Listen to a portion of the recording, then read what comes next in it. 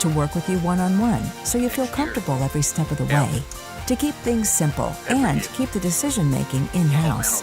At People's State Bank, we promise to give you money-saving options, in-house private mortgage insurance, access to specialty products that assist first-time and low and moderate income homebuyers. This is a Queen Bee Radio High School sports presentation. And to keep things moving along as efficiently as we can on our end. Queen Bee Radio proudly brings you Grant Regional Health Center and People's State Bank coverage of high school sports. Presented by Myers Heating and Cooling and Wolf Construction. And sponsored by Claire Bank, Cuba City Family Dental, Culver's of Dubuque, Galena, and Platteville, Edward Jones Representative Ben Reeves and Elena Reeves, Fuller's Milker Center, Nutrition World, the Peterson Agency, Raleigh Cheese, the Shoebox, and Tricor Insurance.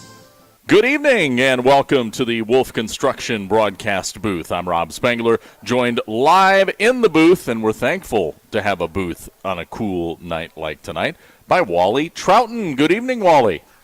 And a good evening to you and to everyone out there. You know what, it might be a little nippy, but I'll tell you what, this is football weather. This is a two-blanket game, isn't it? Bring the blankets out, bundle up. No, this is you just wear 2 layers. Okay, all right. I mean, I'm not moving and I'm not jumping around, so yeah, I put a jacket on over that, but hey, it's good. It is football weather, I agree. And our Grant Regional Health Center high school football coverage is presented by People's State Bank along with Wolf Construction and Myers Heating and Cooling. Tonight, we have a matchup, Wally, in the SWAL conference of 2, I would say, evenly matched teams. And what I'm dubbing this game, Cuba City hosting Fennimore tonight, is the battle for the future of the SWAL. These are 2 sophomore-laden teams. And I mean sophomore laden. They're loaded with them. Yeah, there's a couple of seniors and there's a couple of juniors on each team out there, but really this is more sophomores than anything. And this is the nature, I think, of things to come. Yeah. Because of how enrollments have gone in all of these schools and really all over the entire state. It isn't just here. And you're going to see more cycling about who's good and who's not good than we've seen in the past, with the exception, of course, of some others, and we'll throw that in here maybe when we get a break during the game about why that might change in some other ways. But good point. Fennimore comes in 2 wins on the season, Wally. They have 1 in conference, and then you've got Cuba City just 1 win on the season and also a conference win. Both teams have the same win. They beat Parkview Albany, or shall I say they both drubbed Parkview Albany. So not surprising on that end. That's one of the conference alignment things that may happen in the future. I could see Parkview Albany going off with somebody that would be more in the line of the conference that they're playing in, maybe more with the Scenic Bluffs, Ridge and Valley, although that would be a pretty good drive for them. It would be. It's a pretty good drive over here, so what's the difference? Exactly, and the competition level would be a little bit more fair for them. That would be a little more favorable for them. This is the Raleigh Cheese pregame show. It's presented by Raleigh Cheese at the intersections of Highways 11 and 23 in the heart of Lafayette County. Don't forget the cheese. And coming up on our pregame show, we're going to visit with both head coaches. Of course, the new head coach for the Fennimore Golden Eagles. This is his first season taking over for Boone Tollefson. We're talking about Tyrell Rosemeyer bringing a new attitude to Fennimore football.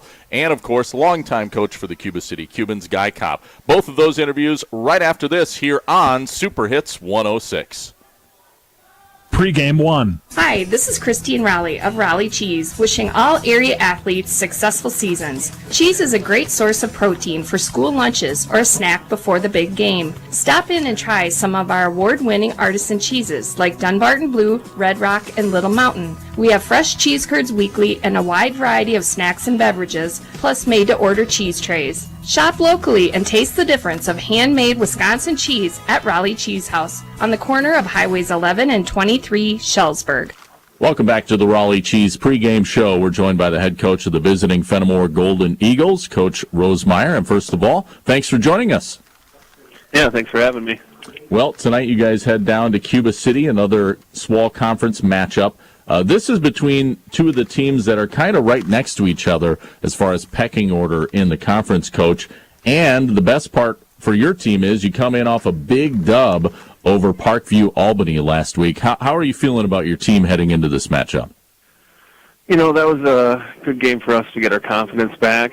We definitely needed a game like that where we could come out and score some points and play some good defense. So I think we're in a good position, to come out and have a good game tonight. So we're excited to get started. What do you think about specifically the matchup between your Golden Eagles and the Cuba City Cubans? Do you know much about Cuba City, and what do you think of the matchup?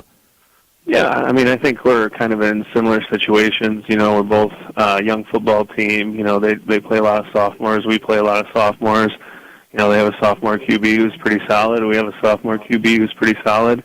And I think a lot of games, I've watched all their games this season, and they've battled every game, just like we have. So just sometimes you find yourself on the losing end of the coin, but, they're going to battle and we're going to battle, and, we're pretty similar teams, both offensively and defensively, so should be a good matchup.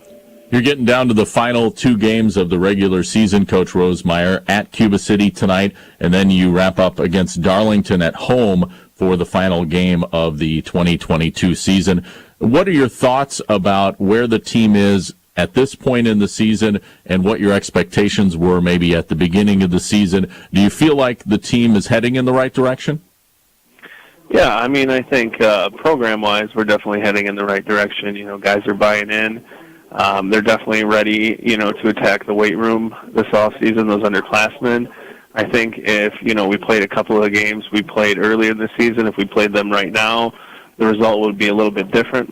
We've grown a lot as a team, and kind of switched some players around to different positions and, utilize their strengths a little bit better as coaches. So I feel really good about where the program is heading overall, and, just excited to play this game tonight. Absolutely, and obviously, if you can get a win here tonight at Cuba City, then you've got 1 game left against Darlington, and who knows what can happen. That's why they play the game. I know everybody would say Darlington will be a huge favorite, but you get them on your home field, so. Yeah, Darlington's obviously a really good program. They've been good for a while now. They would definitely be the favorite next week versus us, but again, that's why we play the game. And we're definitely going to come out for, ready to battle there. So anything can happen. We still have an outside shot at playoffs. That's definitely on our mind. And, it's just getting better day by day and doing the right things. And, I think we'll let the chips fall where they do. Yeah, absolutely. Coach Tyrell Rosemeyer joining us on our Raleigh Cheese pregame show. Well, best of luck tonight against Cuba City, Coach, and thank you so much for joining us. Thank you. Appreciate you having me. Hi, this is Sue Rydell from the Bell Tower Theater, inviting you to the hilarious new comedy, The Wild Women of Winedale. The Wild Sisters are at a crossroads. Fanny is turning 60, Johnny Faye is looking for a new man, and Willa's stress has driven her to vodka and speed knitting. But together, they prove it's never too late to take another path in life. The Wild Women of Winedale is October 14th to the 30th. Tickets are $23. Call 588-3377 or visit belltowertheater.net. Sponsored by Midwest One Bank. Welcome back to the Raleigh Cheese pregame show. Rob Spangler joined by the head coach for the Cuba City Cubans, Coach Guy Kopp. And thanks again for joining us, Coach Kopp. Good evening. It's always a pleasure. Well, last week, your team went on the road to face what you knew was going to be a very, very potent foe, the Darlington Redbirds. Final score, I know, got a little bit away from you. You did, though, punch it in the end zone, eventually in the second half. What's your, I guess, big picture takeaway from the game last Friday? Big picture, I really took away that if you at the game, you could see that our offensive line and our defensive line held its own. They're supposed to be that dominant O-line, D-line, and I felt we held our own. Granted, they had a couple big plays, but if you watched, we sustained drives. Couldn't finish. We beat them up front on defense, but they had some big plays that allowed them to put the ball in the end zone. They didn't get much up the middle. They had to run outside. So, like I said, I was really impressed with our D-line and our O-line. I really thought this was the first time we went against Darlington where we matched up just as well with them than we ever have in the past 15 years. Yeah, well, and, you knew it was going to be a tough test going in. One thing that you and I have talked about throughout the season is how young your team is, and how basically you're setting the table for future seasons. That loss might not look great as far as in the record books, and you look at the final score and you say, oh, it was a lopsided game. But as you said, if you look at the actual game itself, Darlington had to earn every point that they scored pretty much. And and you're, again, setting the table for the future, which does look bright, I think, for Cuba City, doesn't it? Yeah, like I said, we don't lose many guys, but, you never want to look into the future. You always want to just stay in the game we're playing tonight, the game we play next week, and after that's done, then we decide how we're going to handle the future. But the only thing I'd say what we got out of Darlington is we can compete with them. And that's the mindset that you got to have as a football team. We can compete with any team. Don't be beat before you get off the bus. Yeah. Let's just go out there, see what they can do. And afterwards, our kids are like, wow, that wasn't the hardest hitting team we played yet. And I was like, oh, that's pretty good. They felt we played some other teams that were hit a little harder and were a little quicker. So, you look at that aspect, the kids are learning from that game what we've been stressing as coaches. No doubt. Let's talk Play about the game. Play the game. You bet. Let's talk about tonight's game. Your Cuba City Cubans get back on the home field, the friendly confines, and you host Fennimore. And I think this is, I guess, from looking at it conference-wise, this is I think a winnable game for you guys. It should be, I would think, a very competitive game. What are your thoughts? I couldn't agree more. If you look on paper and you look at who plays on Friday nights at Fennimore or Cuba City, we're both young. We both have one win. We're both hungry for a second win. Who's going to be able to maintain the ball in this cold weather? Who's going to be able to create more turnovers? Who's going to be able to not have turnovers and make the play? Can we make to hold them to 3 and out? Can they make the plays on defense to hold us to 3 and out? It's an exciting game for our kids. The only thing, like I said, I think we have a little advantage because tonight is our parents' night, senior night, and I really stress parent night. Your biggest fans, play for them. They're your biggest fans, and so hopefully that's the motivation coming into this game that'll give us that little edge over Fennimore tonight. Absolutely, and of course, home field advantage. Now, I know, Coach Kopp, you look at things one game at a time, and certainly you don't have to talk too much about next week, but you wrap up at Mineral Point this season, and this, a chance to go on the road to wrap up the season, finish on a high note. Obviously, you want to win tonight before looking ahead to that game, but what are your thoughts looking ahead tonight and next week, and how you want to wrap up the season, whether it's 2 wins in a row or just 2 great performances in a row? How do you look at that? I want 2 wins. Motivation. Mineral Point won last night, so if they beat us, they're playoff eligible. If they lose to us, and then it's going to be a crapshoot if they're eligible. So you always got to go into a game and say, hey, can we upset them? Got to have a purpose. With high school kids, you got to have a purpose for playing the games. Number 1, it's to win.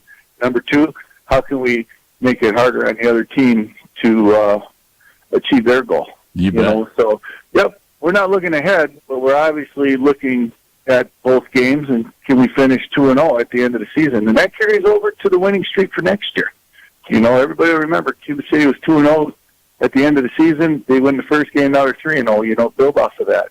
Our seniors have been so positive, just reassuring to these underclassmen, hey, we're playing hard. We're going to do everything to do what we can do to make the season successful, but to carry you guys into the future. And I've been proud of those guys that they can do that. So like I said,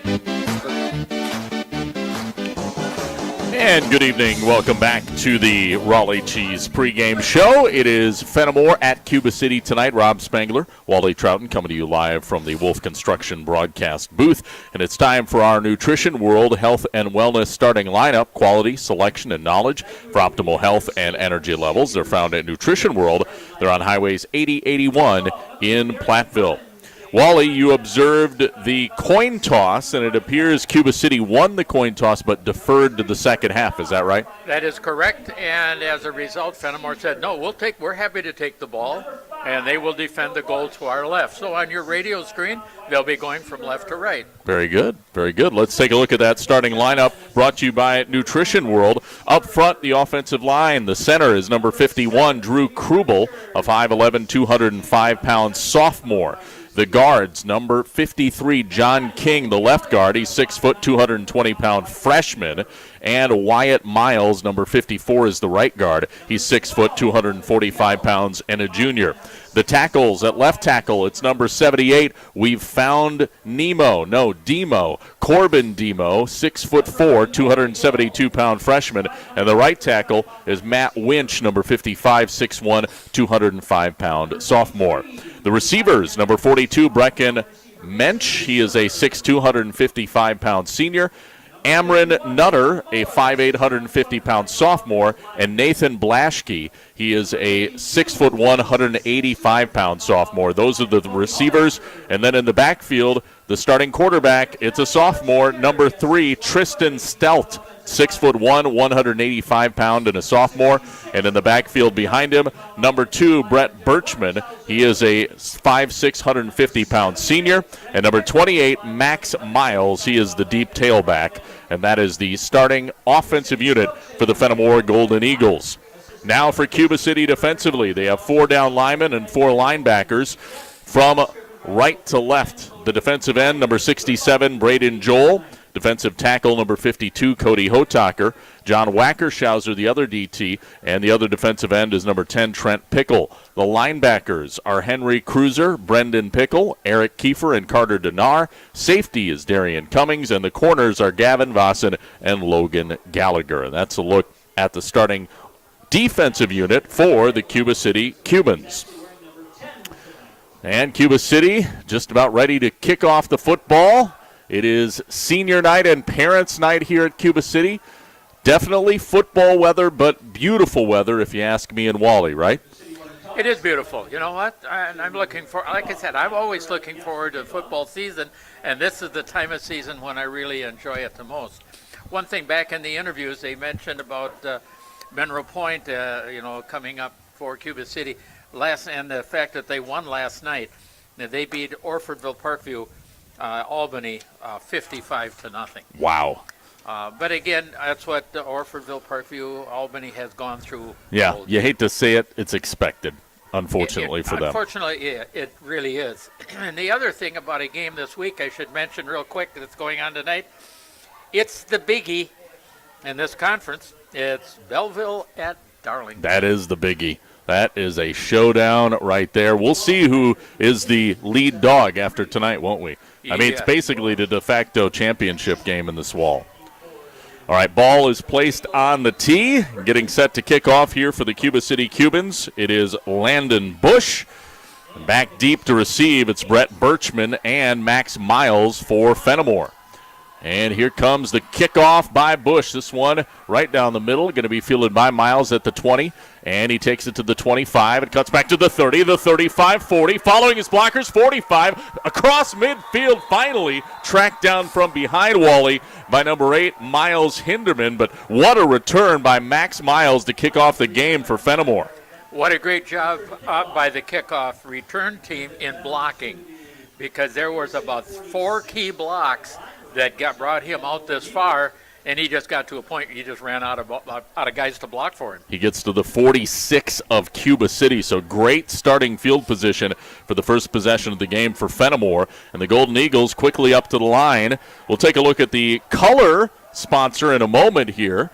Working out of the shotgun, Tristan Stelt, 4 receivers, 2 to either side. Lone setback is Birchman, man in motion from left to right. And it's a quick pitch out to Birchman around the right end, and he's knocked out of bounds near the 40-yard line, just shy of it. We'll call it maybe the 41, so a gain close to 5 on that first down pitch outside. You know, one of the things that I like seeing with Birchman is he's got quick feet. Yes, he does. It was a quick pitch out there, and he started with little steps, and then he kicked it in as soon as he saw there was an opening. Absolutely. Once again, 4 receivers set, shotgun formation. Birchman to the left of Tristan Stelt this time. He's the sophomore quarterback for Fennimore, working out of the shotgun. And a man in motion from left to right, that's Ethan Scheckler. Here comes a handoff. It's a run up the gut. Not a whole lot of running room that time. They tried to run behind the left guard and left tackle, and there wasn't much real estate. Maybe they get to the 40. The ball carrier was Scheckler that time, and he picks up maybe a yard, and that's all, Wally. Yeah, he tried to run that ball off tackle, and they're trying to run it just inside their big left tackle. And unfortunately for them, there just wasn't anything there. And I'll tell you, Hotaker at that 6'6", 210, he's a horse out there. He's a big boy. He is a big boy. Ball right in the middle of the field between the hashes at the 40 of Cuba City. 3rd down and 5 for Fennimore. 11:07 to play. First quarter, scoreless game. Out of the gun, taking it. It is Stelt, rolling right. He's going to keep it and run with it. Tries to get something, and then he's whipped down out of bounds. Doesn't get enough for a first down. Does pick up a couple yards, but that'll set up a 4th down, and I'm going to guess maybe a long 3 or almost 4, Wally. Yeah, he only gained a yard on that, so that would be at about 3 yards to go. All right, 4th down and 3 coming up here for Fennimore. At the 39 of Cuba, they're going to go for it. 4 receivers, 2 to either side. Shotgun formation once again for Stelt. To his left, it's Max Miles. 10:56 to play. Long count. Now takes a snap. Quick swing pass out of the flat. It's caught by Birchman. Makes a man miss, and he gets the first down, I believe, Wally. Mm-hmm. They're gonna stop the clock, take a look at it. But I believe, I believe he's got it. Yeah, what a move, and they signify first down. He made a defender miss right after he caught that little swing pass out of the backfield, and then dove forward to get the first down. And it's a 1st and 10 for Fennimore, their first down of the game. They keep the chains moving, and now at the 35 of Cuba City, 10:42 to play. First possession of the ball game, it's scoreless. Ball on the far left hash. Again, Fennimore moving from left to right, as Wally pointed out. Working out of the gun here is Stelt. 2 receivers to either side. Man in motion is Birchman from right to left. It's quarterback option keeper, and Stelt dives ahead for maybe 2, and that's about it. Not much running room. No, there really wasn't a whole lot there. One of the things that Coach Kopp talked about in his interview was the idea of how tough Cuba City has played with their interior defensive line. We've seen that so far here. Fennimore, with most of their yardage, it's already been outside. Yeah, no doubt. 2nd down and 8 after that 2-yard pickup for the Golden Eagles. Again, 4 receivers. 2 on either side of the formation here. Lone setback is Miles. He is to the left of Tristan Stelt. Man in motion is Scheckler from right to left. Stelt takes a snap, pitches it outside to Miles. Going to try and turn the corner around the left end, and he's wrapped up and thrown down immediately, but does pick up a couple yards. I believe Joel got his hands on him and whipped him down. The one thing that, with these 2 teams, both of these teams, while they're young, they've got some nice quickness. Yeah, they do. And we're seeing that with both teams here right now, and they actually match up real well together. Sets up a 3rd down and 6 now for Fennimore. This time 3 receivers, trips to the right, 1 receiver left. Shotgun formation for Stelt. Takes a snap, quick swing pass over to Birchman. Has running room around the 30 to the 25, and he's chopped down near the 20-yard line. Great run after the catch and some good blocking out in front. And that will set up a 1st down again for Fennimore. Both 1st down conversions on 3rd down have gone to Birchman. Quick swing passes out of the backfield, Wally. Well, this time he's able to get 10 yards out of it. The first time only 4. But mostly because of just, a great block out here, and that's everything. Certainly is. Now the ball's on the right hash. 1 receiver to the right and 2 to the left. There's a wingback right and shotgun formation for Stelt. The wingback is Scheckler. He is now under center and takes the direct snap. It's going to be just a direct snap run up the gut by Scheckler. They try to push him forward, and he maybe gets a yard, and that's about it. So an interesting play call there on 1st down. That's one of those things that you see. I question that they are allowed to do, but it isn't the idea of going in motion and getting behind center. It's the idea that everybody can get behind it and push. And right. that used to be illegal. It used to be, but it's kind of now a thing at almost every level of football you see it. Well, it bothers me simply because that's asking for extra injuries. 2nd down and 9 now, working out of the shotgun once again. Stealth, 2 receivers to either side. Miles to his left in the backfield. 7:56 to play. Swing pass again out of the backfield to Birchman. He gets rocked by Brendan Pickle right after he makes the catch. Buddy holds on and gets some decent yardage. Picks up almost 4 yards on the reception, Wally. Well, you can see who they really like putting the ball out to in the air. We're seeing that tonight anyway.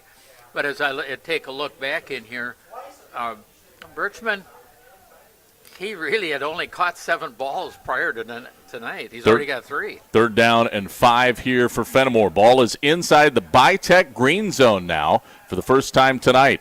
Working out of the shotgun from the 16 of Cuba City. Stealth, 4 receivers set, takes the snap, throws to the right. It's caught by Scheckler, trying to run, but he's hit high and low, and Denar gets him low, and Hotaker hits him high, and they basically take him for a loss of yardage on that quick pass. Well, there really wasn't anything there. It's simply put, he had to cut it back to the inside because it was closed off on the outside, and all of a sudden there's a linebacker coming right in his face. So they lose about a yard on that reception. It makes it 4th down and a long 6 coming up here for Fennimore with 5:42 to play in the first quarter. It's scoreless so far. Rob Spengler, Wally Trouton coming to you from Cuba City High tonight. And working out of the gun, going for it on 4th down here, it is Stealth. Man in motion, Scheckler from left to right.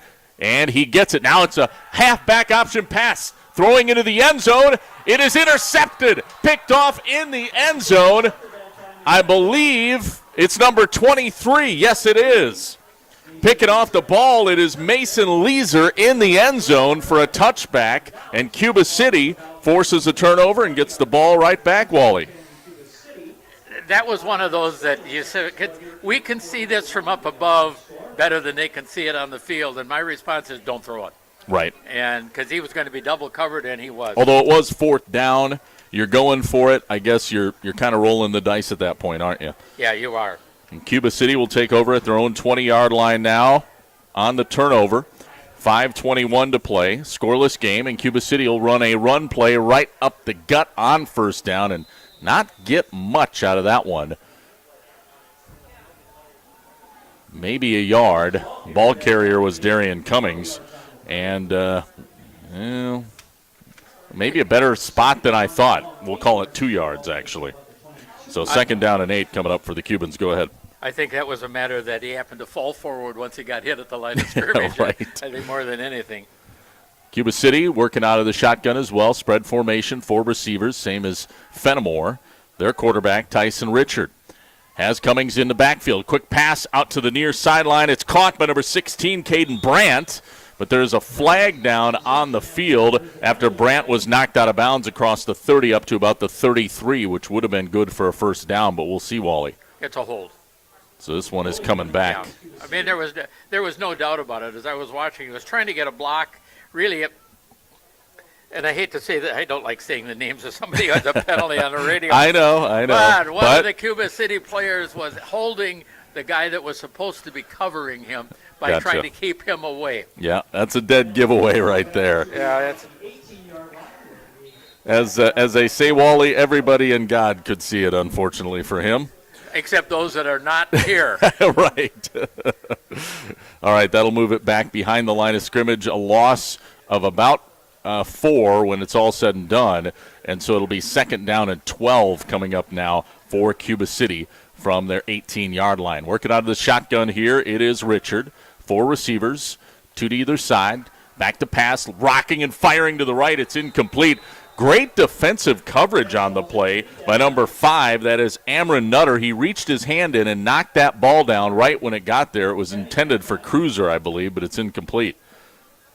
Yeah, just wasn't there. So great coverage by Nutter. And now it sets up a 3rd and long, 3rd down and 12 here for the Cubans. 5:13 to play. We thought this would be a tight battle, and so far, Wally, looks like a good one, doesn't it? Yeah, it really does. Big 3rd down play. Cuba City at their own 18. 4 receivers. Richard out of the shotgun, takes a snap, drops back to pass, looks right, has time, rainbows deep, far sideline, incomplete though, way over the head of the intended receiver, number 11, Colby Hill, and there was no way he was going to get to that. Pretty good defensive coverage on the play as well. The defensive back was Ian Krapp, who had good coverage. Incomplete, and that'll bring up 4th down and long, and Cuba City going to be forced to punt it away. So the Cubans go 3 and out on their first offensive possession, and Fennimore going to get the ball right back. 0-0 our score, Wally. There's a lot of things that in a typical spread offense, typical spread type throwing plays. Yep. Here comes the punt. Low punt, not a good one, but it gets a good roll for Cuba at the 45, and now near midfield. It's going to die right shy of the 50 at the 49. Although for Fennimore now, this is back-to-back possessions, Wally, in plus territory. They take over technically at the 49 of Cuba City. So, again, great field position here with 4:59 to play in the first quarter. Well, they should be feeling a little bit good about themselves because on that first possession, they moved the ball. Yeah. And got a couple of first downs. You need to keep looking towards that if you really want to continue. Fennimore offense back out there. Tristan Stelt, their sophomore quarterback. It's a battle of sophomore quarterbacks, or as I said, a battle for the future of the Swall. A lot of sophomores on both teams. Man in motion right to left, Scheckler. Taking the snap, Stelt looks left, throws left. It's caught by number 5. That is Amron Nutter, and he is hauled down near the 45, maybe about the 46-yard line, and picks up 3, almost 4 yards on the reception. That was a case of just plain old ordinary slipped and fell. Yep. The turf monster got him. That really wasn't a big monster. It was just a matter of a little grease. 2nd down and 7 here for Fennimore. About the 46 of Cuba City. Again, out of the gun, Stelt. 4 receivers. Scheckler in motion from left to right this time. Stelt rolls right, now throws right. It's low, but it's caught again by Nutter, and he's whipped down by Dinar across the 45 down to about the 45, or 44 rather, so he picks up a couple yards on that reception. Back-to-back short, quick throws, but not much yardage, and got to give Cuba City credit for tight coverage, not allowing much run after the catch, Wally. Well, that was the same play, just on the opposite side of the field. And pretty good coverage on this side over here. I think Cuba's a little better on this side than the other. 3rd down and 5 for Fennimore. Nutter resets. He's in the slot now. Pumping and firing is Stelt. It's dropped. Boy, in and out of the hands of number 15, the intended receiver, Trenton Hill. It hit him right in the numbers. That was a good throw by Stelt. Should have been caught. It's incomplete, and it'll set up 4th down and 5. Yeah, I mean, that was right there for him to bring in. But unfortunately for him, that didn't happen. So now Fennimore facing a 4th and 5. I believe they're going for it. Certainly looks like it. They're in plus territory at the 44 of Cuba City, and, yep, they are going to line up and go for it. So working out of the shotgun once again here is Tristan Stelt. 4 receivers. Max Miles to his left takes the snap. Looks left. Throws left. It is incomplete through the hands of Scheckler, and that'll be a turnover on downs. It would have been a tough catch, but it did hit Scheckler in the hands. Agreed. I mean, that would have been a very difficult catch, but I don't know. Sometimes things just don't work out the way you really want to have them. One of the things I might have done there at that point, I might have just actually done a quick kick. Yeah, right. Try and pin the ball back right. A little bit deeper. And Cuba City will have good field position here now, taking over at their own 44-yard line here in the first quarter with 3:33 to go. Here comes a pitch run. It's a sweep around the right end to Darian Cummings. He's hit and still on his feet somehow and gets back to the line of scrimmage and actually gains the yard. That is some will to the running of Darian Cummings because he was hit in the backfield dead to rights, Wally, and somehow fought through it and got plus yardage and gets 2 out of something that should have been -2. Well, that was a guts run. That's it, pure and simple. But just a matter of 2 blocks were missed over there, and he just happened to have the right angle on it. He was low enough that he could drive ahead. Yeah, no doubt. 2:57 to go. First quarter. It's 0-0, scoreless game. kind of figured we'd have a tight one tonight, and we do so far. Pretty competitive. 2nd and 8 for Cuba City at their own 46. Here comes a handoff and a run right to Pickle. And around the corner, Pickle knocked out of bounds after he gets a first down. That's Trent Pickle with the carry. Needed 8, got about 9 or 10 on that run. That was a good job running the football. No getting around that. And he did get 10. Take it across midfield down to the 45 of Fennimore now. So who'd you say ran it? It was Trent Pickle, number 10. 1st and 10 for Cuba City now, working out of the shotgun once again. It is Richard. Lone setback to his right is Pickle, and it'll be handoff to Pickle. He'll run up the gut, following his blockers, has a good head of steam, gets across the 40, picks up about 5, almost 6 yards. A good, hard run on first down. Yeah, you really have to give some compliments there. He's just running really hard. It's nice to have a guy to spell the starter, Darian Cummings, who is on the sideline right now after he had a good run on an earlier series of downs. Just over 2 minutes now remaining here in this first quarter. It's 2nd down and 5 for Cuba City. They're down inside the 40 at the 39 of Fennimore. Out of the shotgun here. Once again, the quarterback, Richard, hands it off to Pickle, running around left end. It was a read option play, and Pickle runs forward for another first down. He needed 5, got about 6, almost 7 on that run. That was a matter of good vision because he wanted to run it outside. That was what was on his mind, but then he saw a black shirt here and a white shirt on the other side of him, so that's where he went. That gave him about 4 of those yards at least. Cuba City putting a meticulous drive together. They're down inside the 35, down to the 33 now of Fennimore. Shotgun formation, 1st and 10, and a handoff to Pickle, running right. Shakes a man, shakes another man, dragging tacklers forward, and he falls to near the 25-yard line. That is another really tough run by Trent Pickle, and he picks up about 6 yards on that one, almost 7. So far, he's really impressed me. Yeah, where the heck's he been all year, Coach? Yeah, well, he hasn't played running back a lot this year. No. Darian Cummings is the normal starter back there, but he's getting some good reps here tonight.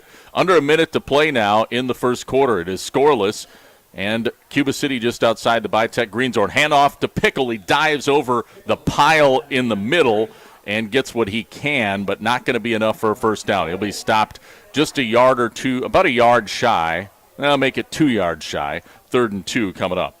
Yeah, but he's still got 2 more yards, and that puts you in a position where it puts you in a good position for the first down.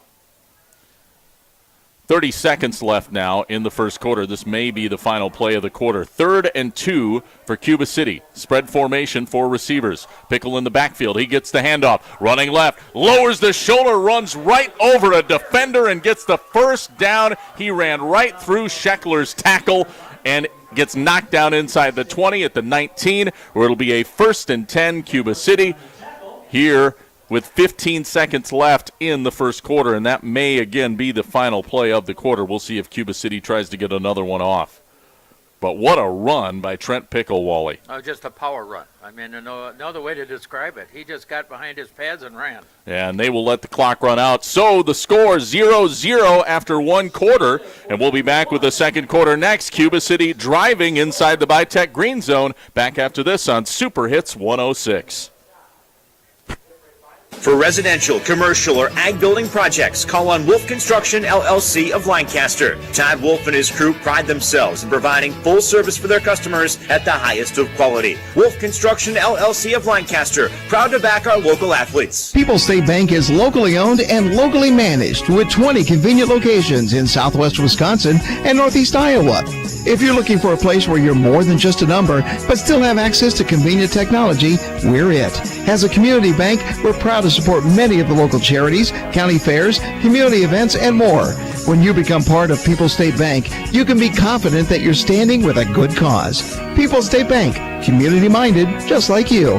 Member FDIC and equal housing lender. Rookie's Food and Spirits on Highway 14 in Mazomanie is the perfect chaser to your shoebox shopping experience. Like Rookie's Food and Spirits on Facebook for updates on dine-in, takeout, and delivery service. Rookie's Food and Spirits. Pregame 2.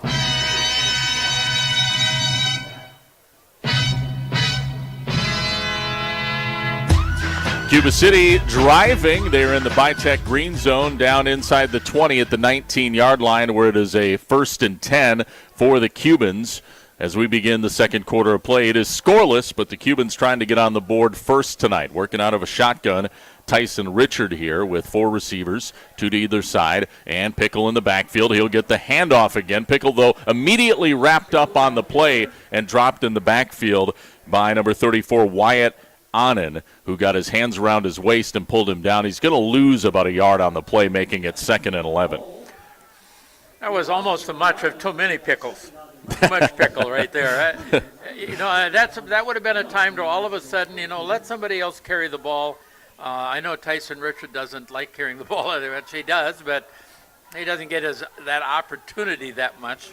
Once again, shotgun formation here. Cuba City facing a 2nd and 11. Taking the snap, Richard, hands off to Pickle, running right, follows his blockers, gets through the hole, and a nice run there as he'll be stopped after a pickup of 6, almost 7 yards on that second down run with 11:12 to go here in this second quarter. It'll bring up 3rd down and a long 3 here coming up for Cuba City. Any doubt as to what's going to happen on this play in your mind? Trent Pickle. I think we're going to have a Pickle run. We'll see. 4 receiver set, though. Richard takes a snap. No, he's going to pass. Quick sideline pass over the head of Darian Cummings, incomplete. It almost makes you wonder who he was throwing to. Yeah, that was nowhere. Cummings was the only receiver in the general vicinity, but it was way over his head. It looked like he actually was intending it to throw to the receiver that was on the far outside. And like the receivers did opposite what he was expecting. Right. So 4th down, a long 3 here coming up for Cuba City. They'll go for it. It's inside the 15. They're down at the 14-yard line of Fennimore. Working out of the shotgun once again, Tyson Richard. And takes a snap. There's a flag down, though, before the play, as Richard was going to keep it and run with it, but this is a penalty, procedure penalty against Cuba City, so that'll move it back 5 yards and set up a 4th down and long now for Cuba City. So 4th down and almost 9 coming up here. Which, does this change? You're this deep, you probably go for it unless you feel good about your kicking game, right, Wally? Oh, no, you go for it here. I think they have to. There aren't that many high school kickers that are going to do a real good job from this point. They don't get a different ball. Well, they are going for it. 4th down and 9. 4 receivers set. Ball right in the middle of the field. Taking the snap. Back to pass. Richard throws over the middle. Whoa! It was wide open, but he dropped the ball. Incomplete to number 11, Colby Hill. It hit him right in the hands. Wally, that was a perfect throw from Richard. That's what you call don't hit him in the hands. No, that was a big bad drop because that was touchdown drop. Yeah, well, it's going to be another turnover on downs. That's the 2nd turnover on downs we've seen in this game. Fennimore had one on their last possession, and now Cuba City gets one. So we thought this would be a good game, Wally, and it is. This is a battle. On the shoebox scoreboard, we've got a score update. Potosi Cassville, 7. Ridge, 6. Wow, good one there, too. We figured that would be a good game. So taking over at their own 16-yard line, the Fennimore Golden Eagles have it. 10:43 to play, second quarter at 0-0. Back out there, Tristan Stelt takes a shotgun snap, looks to pass. Now flushed out of the pocket, rolls right. There's a flag that flies, and he throws downfield. It's caught. What a great throw and catch, but I think this may all be for not Wally, as there was a flag thrown in the pocket. Actually, there is a holding call coming up against Fennimore. Yeah. It would heck of a play, though, despite the fact that it's not going to count, unfortunately, for the Golden Eagles. This would be a half of the distance penalty. The penalty is thrown at, it looks like, about the 11-yard line. Yeah, we'll see how far they mark it back here. It's inside the 10, where they spot it down. About the 7. Yeah, I'd say the 8. Maybe, 7 or 8. So 1st and very long here for Fennimore. 1st down and 21. Looks like. Working out of the gun here. Stelt again throws right. It's caught. And nice run after the catch by number 5, Amron Nutter. as he gets back most of the yardage they lost on the penalty, back near the original line of scrimmage, about a yard shy, Wally, so he picks up close to 10 on that quick pass. Yeah, and I'll tell you what, they needed that. They really did. Second down and 11 coming up here for Fennimore with 10-10 remaining here in the second quarter. It's scoreless, 0-0, and the Golden Eagles looking to get out of a little bit of a hole that they've dug themselves inside their own 20-yard line. Once again, Tristan Stelt in the backfield. With him back there, it's Ian Krapp. He's the running back to his left. 3 receivers right, 1 to the left. Back to pass Stelt, looking left. Fires deep downfield. His man falls before the ball gets there. Looked like he maybe lost his footing. Nathan Blaschke was the intended receiver, and Gallagher had pretty good coverage on the play, but I think Blaschke just kind of lost his footing before the ball got there, and it falls incomplete. Oh, yeah. Well, part of it, but I think he was just trying to make a jump to try to get there, but neither here nor there, he didn't get the ball. Nope. Incomplete pass sets up a 3rd and 11 for Fennimore. Actually, that pass before then that was caught, that was his first, no, never mind. I was going to say his first completion, but he's had a bunch. 3rd down and 11 for Fennimore at their own 17. 2 receivers right, 1 left, and a whistle before the snap. And we got an illegal procedure against Fennimore here. So now 3rd and even longer coming up for the Golden Eagles with 9:42 to play in the second quarter. So Fennimore looks like they're kind of shooting themselves in the foot here, Wally. A little bit. Another big game that's happening tonight, we already mentioned that the game here in this conference with Belleville and Darlington, but over in the SWC, Broadhead Judah and Prairie du Chien, and they're both at the top of that league. That's a heck of a battle, yeah. So that's a big game over there. And, of course, mentioned already Potosi, Cassville, and River Ridge. That's the big game over there tonight. 3rd down and 16 here for Fennimore. 3 receivers, trips right, 1 left. Shotgun formation for Tristan Stelt. And he's back to pass. Has time. Rainbows near sideline. It is incomplete. The receiver, number 9, Blaschke, kind of ran into the defensive back, Gallagher, and almost, I would have thought if he caught it, could have been called for offensive pass interference because he knocked over the defensive back. But neither here nor there as the ball falls to the turf incomplete. Well, that's a case of both players going for the ball. No intention to try to do anything, which sometimes I think that should be part of the whole thing. Right. Fennimore on to punt it away as they will go 3 and out on this possession. And Gallagher and Cummings are back deep. And here comes the punt from John King. Gets it away.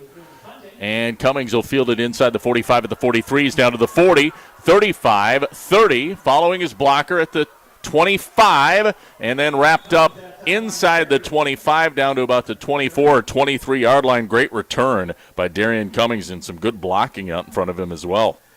Some real nice blocking, but at the same token, one of the guys that was blocked and he was knocked back probably about 7, 8, 9 yards. He's the one that actually ended up making the tackle because he stayed with it. That's an important thing. The kids don't always understand. Yes, you're going to get blocked. Get off the block and still make the play, and that's what we saw. No question. Cuba City, great field position, plus territory at the 23 of Fennimore, 1st and 10.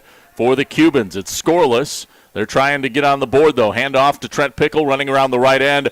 He does a cartwheel forward to the 20-yard line. That was kind of a little gymnastics action there by Trent Pickle. But there is a flag down in the middle of the pile back near the original line of scrimmage, and it's a hold on Cuba City. So penalties now coming into play for both teams, Wally, kind of derailing things here. One of the things that we're seeing here, and this is a place where I would love to see a change in the rules. High school ball, they mark it wherever they believe the point of foul was. Right. They don't always Instead know. of from the line of scrimmage. And right. I believe it should go to the previous spot, and the penalty should be from there, and that would really make it even with what we see everywhere else. Yeah, this will move it back to the 33-yard line. So it is about a 10-yard penalty. Let's call it 9. Yeah, there you go. Man in motion from right to left is Hill taking it. Oh, we have movement before the snap. This one I think is on Joel, the right tackle who moved out of his formation, unfortunately, for Cuba City, and that'll move them back another 5. In case anyone always wonders about some of it, if your hand comes off the ground, you're done. Yeah. And that's what happened. His hand came up. Because it was early enough that he could be still getting set, because you've got that 1 minute or that 1 second before, the ball snapped. They'll move it back to the 38, so Wally, it is now a 2nd down and 25 here for Cuba City, so very long to go. Working out of the shotgun, it is Richard. Pitches it to Cummings around the left end. Has a head of steam. He gets across the 25, 30, and inside the 20 before he's knocked down. Let's see where they're going to spot him near the almost 15. We'll call it the 16 or 17-yard line, but a heck of a run by Darian Cummings. Well, he had, 30 yards to go? Yeah, 25. 25, and now he's got, looks like a long 3, short 4. Yeah, so about 21 on the scamper by Cummings. Nicely done. Oh, he's got quick feet, like I said before. 9:11 to go here in the first half. It's 0-0. Cuba City, though, threatening back in the Bitech green zone. They're down at the 16-yard line of Fennimore. Here comes a handoff to Pickle around the right end. Cuts it back up the middle, still on his feet, and then eventually his forward progress is stopped near the 11-yard line. But that should be enough for another first down for Cuba City. And it will be. They'll move the sticks. It's not going to be first and goal because they are just outside the 10. It's at the 11, but a big first down here for the Cubans. Yeah, very big first down from where the penalties took them back.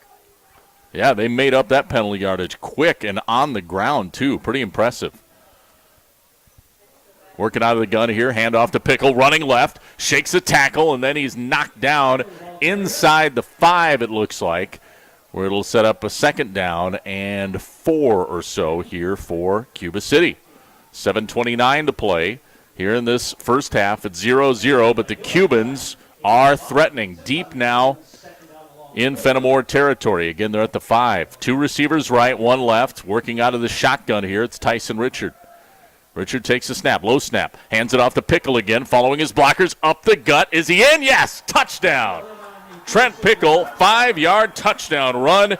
They cap off the drive, and they get first blood on the scoreboard. 6-0 Cuba City over Fennimore. That was, again, it's all been Pickle. Once all of a sudden the ball was going in his hands, everything started to happen. Pickle has put Fennimore in a pickle.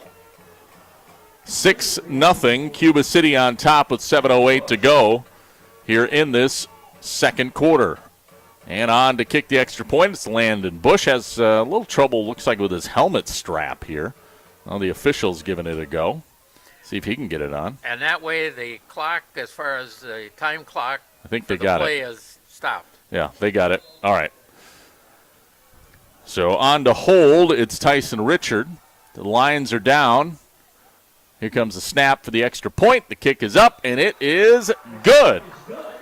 So 7-0. Cuba City leads with 7:08 to play till halftime over Fennimore on Super Hits 106. We'll be back after this. Timeout. Our officials for tonight's game, got to mention at the beginning, are Kirby Grutz, Brendan Klein, Sean Leary, Kerry Schoberlin, and Brad Solberg. Solberton. It's spelled S-O-L-B-E-R-G. Oh, okay. Solberton. That's Brad Solberg. Yeah, it looks like we'll keep it here for this timeout as a reset for the kickoff. 7-0 again. Cuba City on top of Fennimore on Super Hits 106. Rob Spangler, Wally Trouton in the Wolf Construction broadcast booth. And I do have another shoebox scoreboard update over in Platteville. It is, in the first quarter, Platteville 7, Poinette 7. All right, thank you for the updates. Kind of some other games happening. River Valley's at Richland Center tonight, and Dodgeville is at Lancaster. Bush with the ensuing kickoff. This one going to be fielded at the 30-yard line by number 15 of Fennimore. That's Trenton Hill. He'll take it up to the 40, where it's 1st and 10 there for the Golden Eagles. Elsewhere around here in the SWAL, we've mentioned Mineral Point at Orfordville Parkview. Of course, Fennimore is here. Bellevue is at Darlington, so that kind of lets know what's happening here. We're ready for back-to-action play. Fennimore has it trailing 7-0 at their own 40. Good field position this time for their third drive of the game. Make it fourth drive of the game, but now a timeout by Fennimore as they're not quite ready to get back to play, Wally. 7:03 to play till halftime. And that's their first timeout. First timeout taken. So I don't know if Fennimore just wasn't ready or didn't like what they saw or, maybe a little confusion. Hard to say. Let's see what else have we got out here for anything else. Over in the Six Rivers Conference tonight, I mentioned Potosi Castle is playing River Ridge. That's up at Ridge.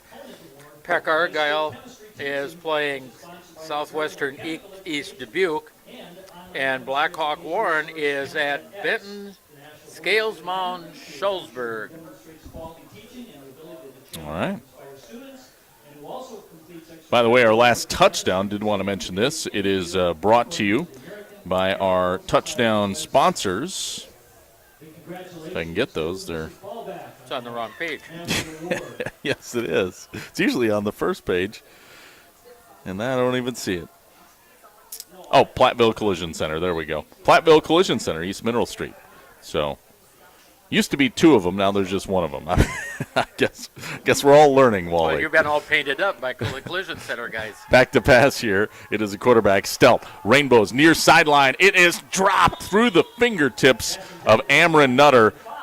Not a bad throw by Stealth. Tried to toe tap it on the sideline and haul it in, but just couldn't quite reel it in. It's incomplete, and it'll be 2nd and 10. While that was not a bad throw, it was one that would have been a great catch. It would have been a great catch. Absolutely.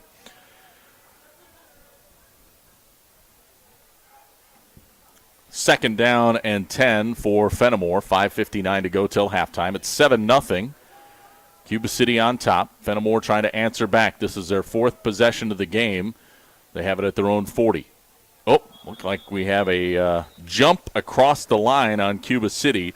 Big number 64. That would be Brody Millman, who's 6'7" and 318 pounds. Wally, when he jumps across, you're gonna notice. Well, then he really jumps across.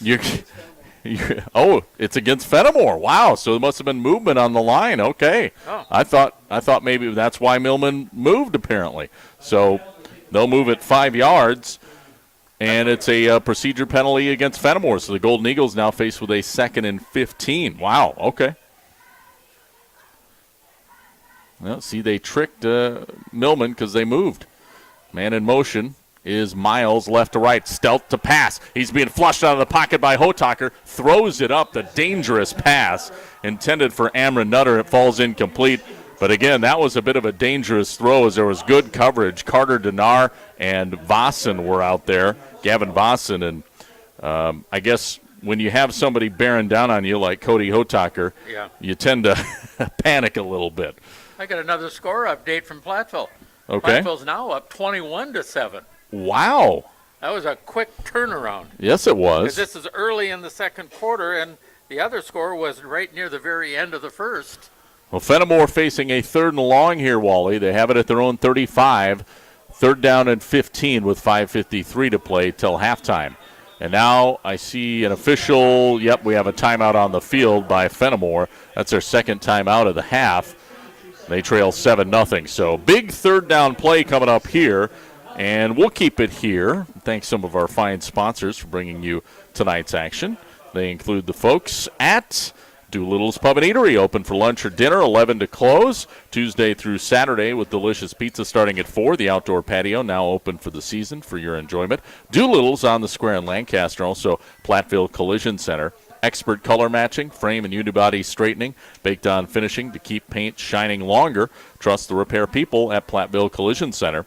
At Southwest Asphalt Sealing and Striping, East Mineral Street in Platteville. Call Jeff for crack and asphalt sealing and striping needs. That's Southwest Asphalt Sealing and Striping of Platteville. Wally calls them for all of his cracks. Well, if I had a blacktop driveway, I would. Yeah, absolutely you would. Mine happens to be concrete, but it could use a little seeing to. All right, back to action here, and it is a 3rd and 15 for Fennimore out of the timeout. Man in motion is Nutter.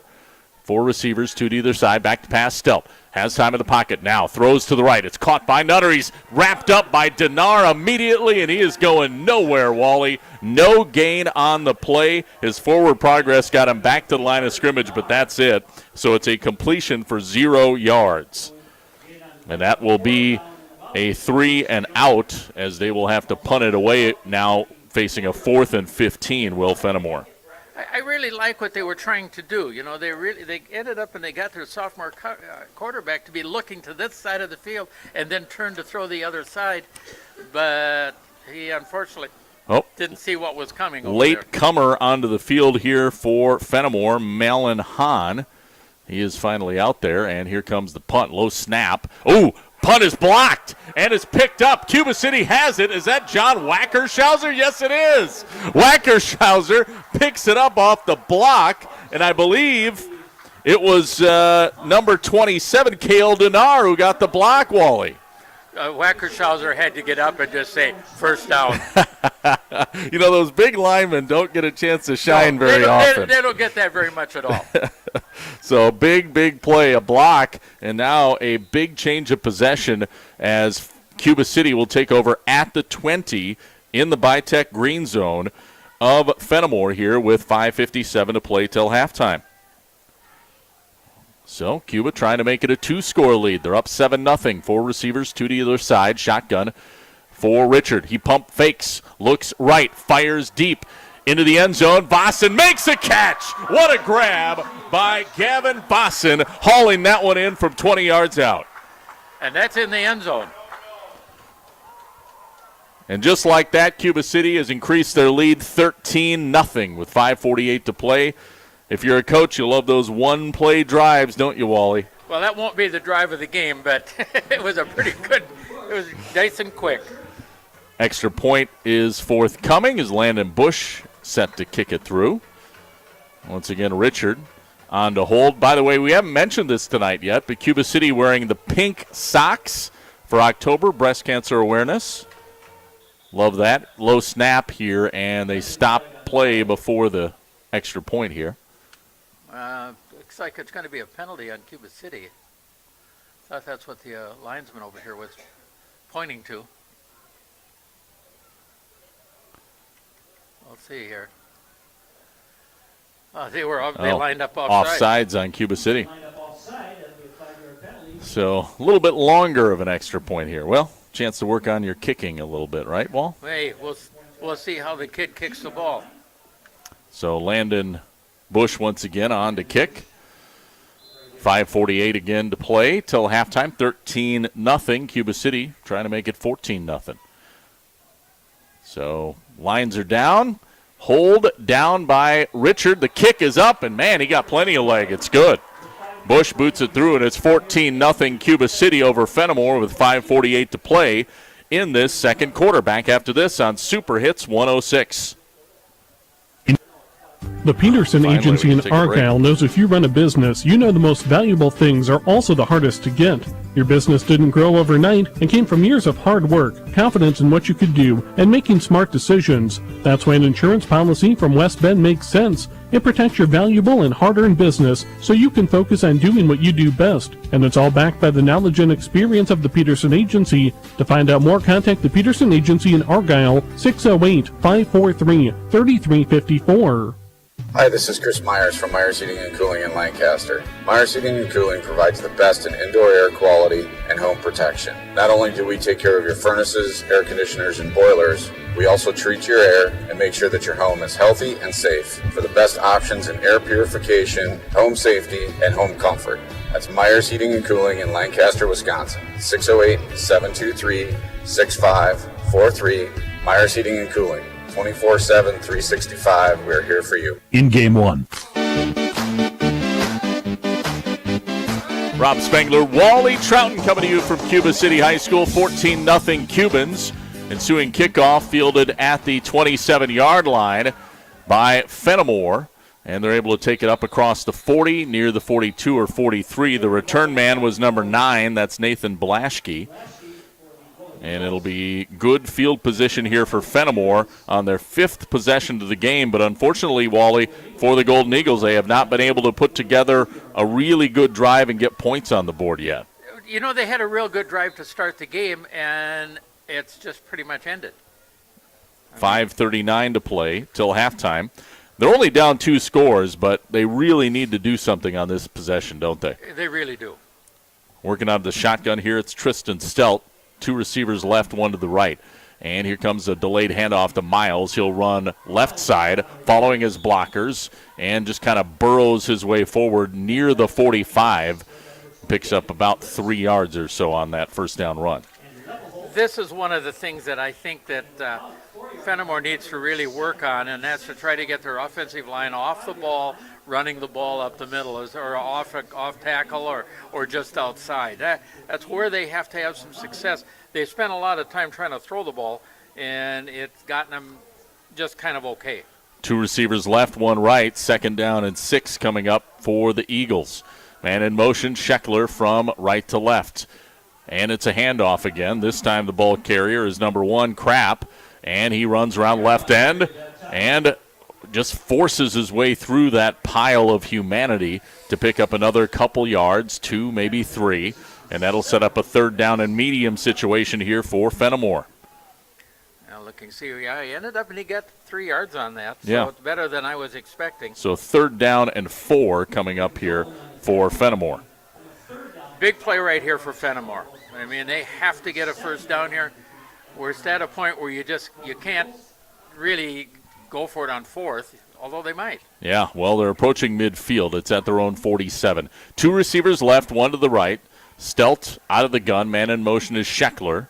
He's the wingback, and Stelt takes the drop back pass. Now throws, caught by Scheckler, but he's immediately tackled by Brendan Pickle. What a great open field tackle. Now his forward progress, Wally, is going to get him about 2 yards shy of the first down. So he picks up about 2 yards on the reception, but 4th and about 2 coming up for Fennimore here with 3:45 to go, and they're going to go for it. Here. They're at their own 49. Big play here. 4th down, a short 2 for the Golden Eagles. They need to convert. 2 receivers right, 1 left. Scheckler in motion from left to right. Resets, and Stelt back to pass. He is pressured. Throws right. It's incomplete. It's over the head of Scheckler, and that'll be a turnover on downs. And time was running out on Tristan Stelt. He had to get rid of the pass, but just threw it over the head of Scheckler, and it falls incomplete. And another turnover on downs on Fennimore. That's their 2nd of the game, and this one will set up Cuba City in plus territory again, Wally, at the 49 of Fennimore.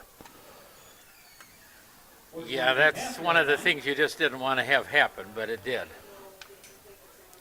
So Cuba City, a chance to, they're looking for more here. 3:25 to go till halftime. Cuba City on top by 2 scores, 14-0, and now the offense is back out onto the field. Tyson Richard working out of the gun, trips left, 1 receiver right, fakes a pitch, throws over the middle, it's thrown low, and it's incomplete.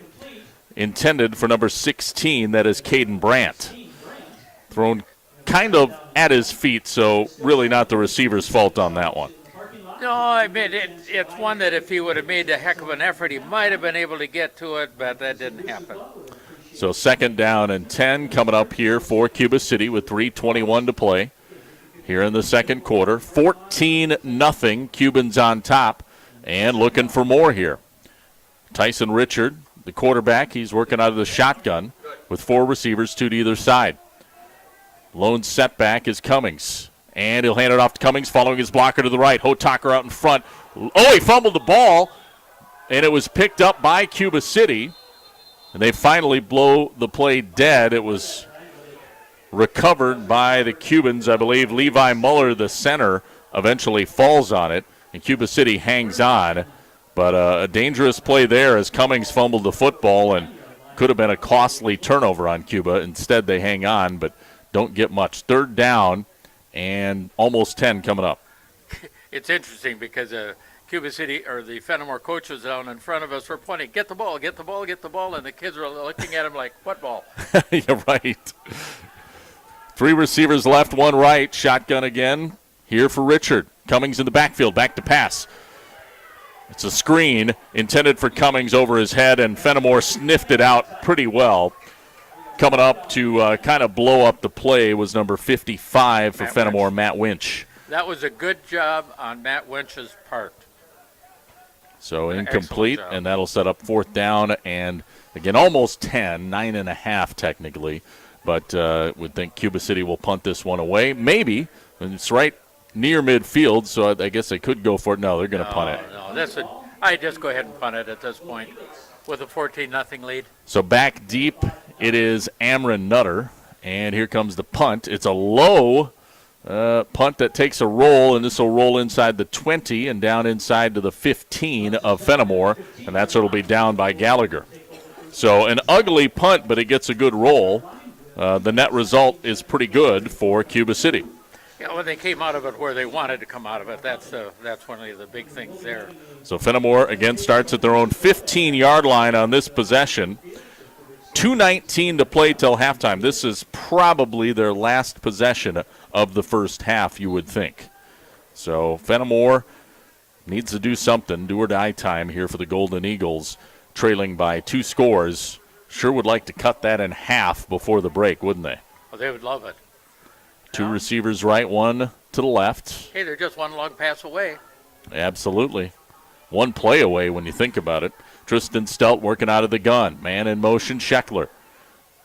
And lone setback is Miles. He'll get the handoff, runs up the gut. Actually had a little running room, and then it closed up quickly as he gets ahead for 2, maybe 3 yards, and that's about it. It really was a pretty good job, doing. I'm really surprised. They're so close, both teams. Yeah. To really being really good. When we're seeing something there. 2nd down and 8 here for Fennimore. Clock under 2 minutes, minute 46 to play. 2 receivers left, 1 to the right. Shotgun formation for Stelt. Man in motion is Nutter. Takes a snap, looking right, rolling right. Now sets and fires over the middle. It's caught! What a grab, and he's still on his feet. It's number 9. That is Nathan Blaschke, and his helmet's ripped off as he's knocked out of bounds across midfield, Wally, down at the 44 of Cuba City. Now that is a big play. I'm actually surprised the flag didn't come out. So a huge momentum swing for Fennimore as they flip field position, and they're now down to the 44 of Cuba City. Minute 20 to go in the half. 1st and 10. Now we got a whistle and a stoppage and maybe a timeout. The officials aren't quite ready, I don't think. I haven't seen a actual timeout being called yet. So I changed the clock time. Oh, looks like they're going to reset the clock. Yep. There we go. Minute 24, so they've added a few seconds to the clock. 14-0 Cuba City on top. 1st and 10, Fennimore again down at the 44 of Cuba City.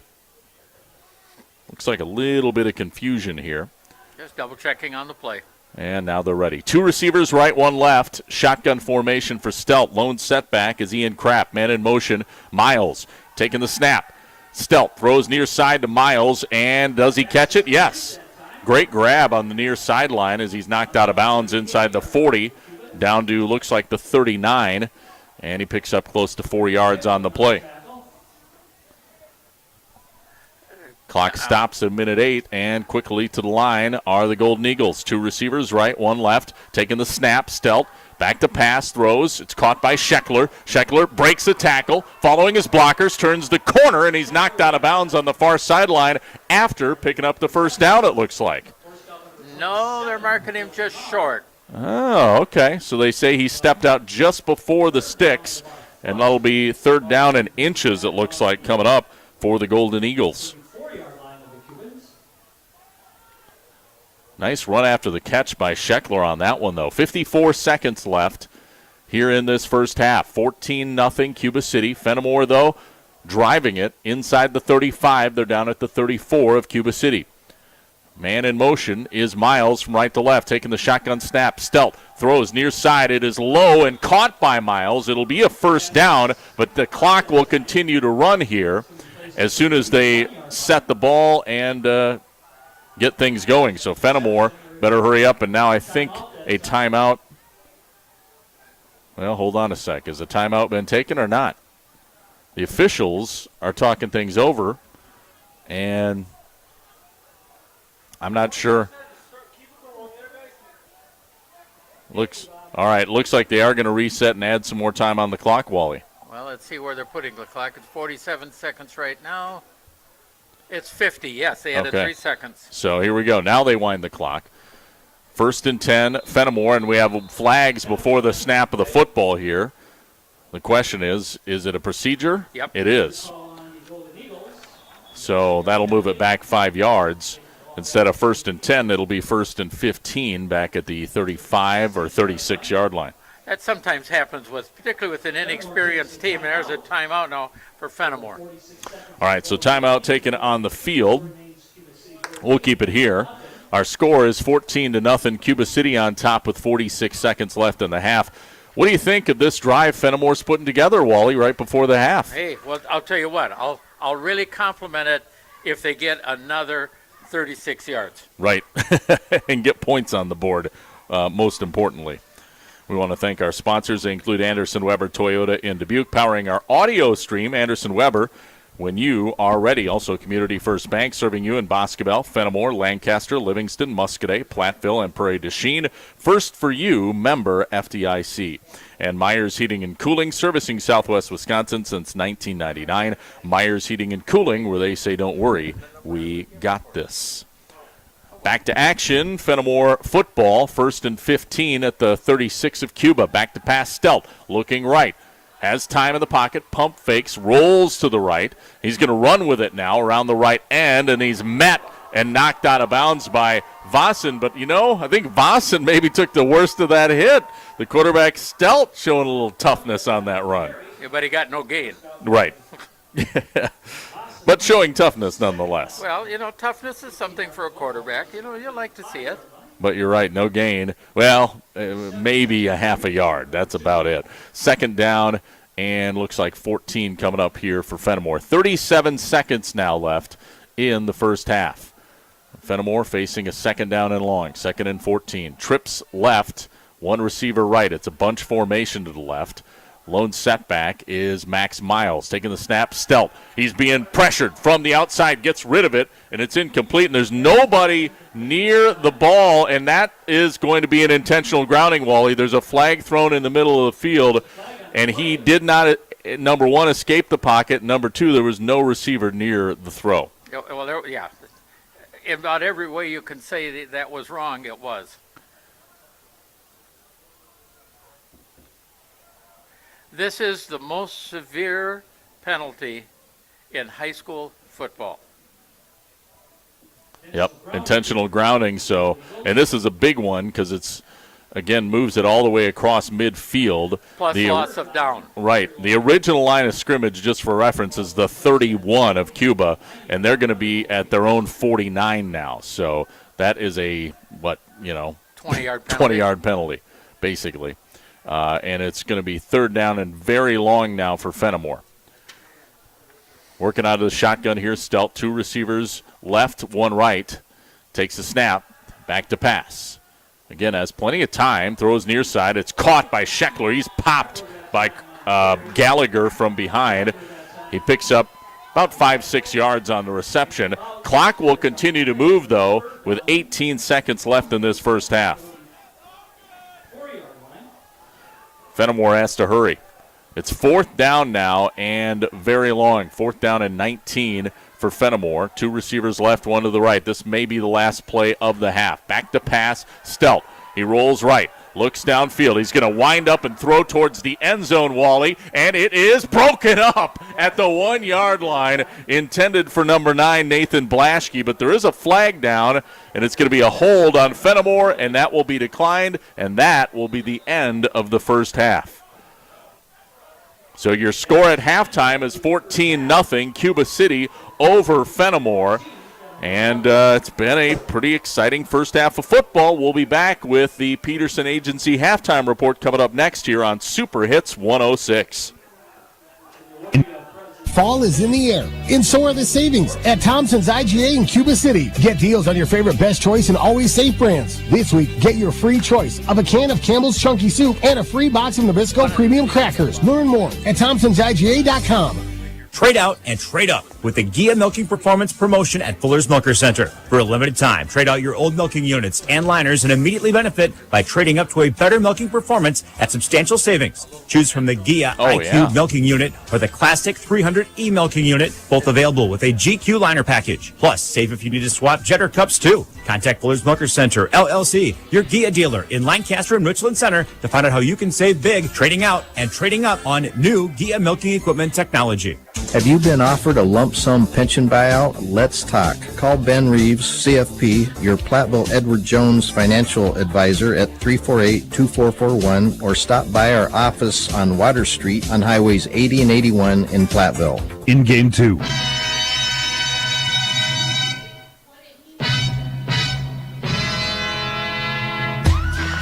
Halftime in Cuba City tonight. We are down to our final 2 weeks of the regular season, hard to believe, of high school football. And then the playoffs will be starting promptly. Unfortunately, Wally, neither of these teams look like they're going to be heading to the playoffs. So these two final regular season games for both clubs are very important. We'll talk about that coming up in just a bit. Our halftime report is on the way next. Again, it's brought to you by the Peterson Agency in Argyle, where your independent agent, Brian Peterson, specializes in home, farm, auto, and umbrella policies. Halftime score 14-0. Cuba City on top of Fennimore. Back after this on Super Hits 106.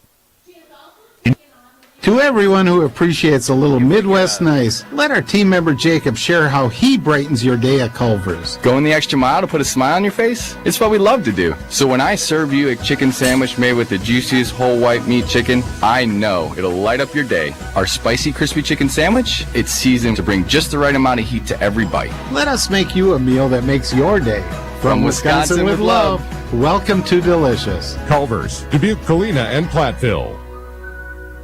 If summer travel has taken the wear off your Toyota tires, now is a great time to replace those treads during the tire savings event at Anderson Weber Toyota. During October, buy 3 tires and the 4th one is only $1. All Toyota tire purchases include their tire price match guarantee. Restrictions apply. See Anderson Weber Toyota for details. Buy 3 tires, get the 4th for $1 during the Toyota tire savings event going on now at Anderson Weber Toyota, next to Target in Dubuque. Anderson Weber Toyota, when you are ready. Anderson Weber, you get more. In Game 3.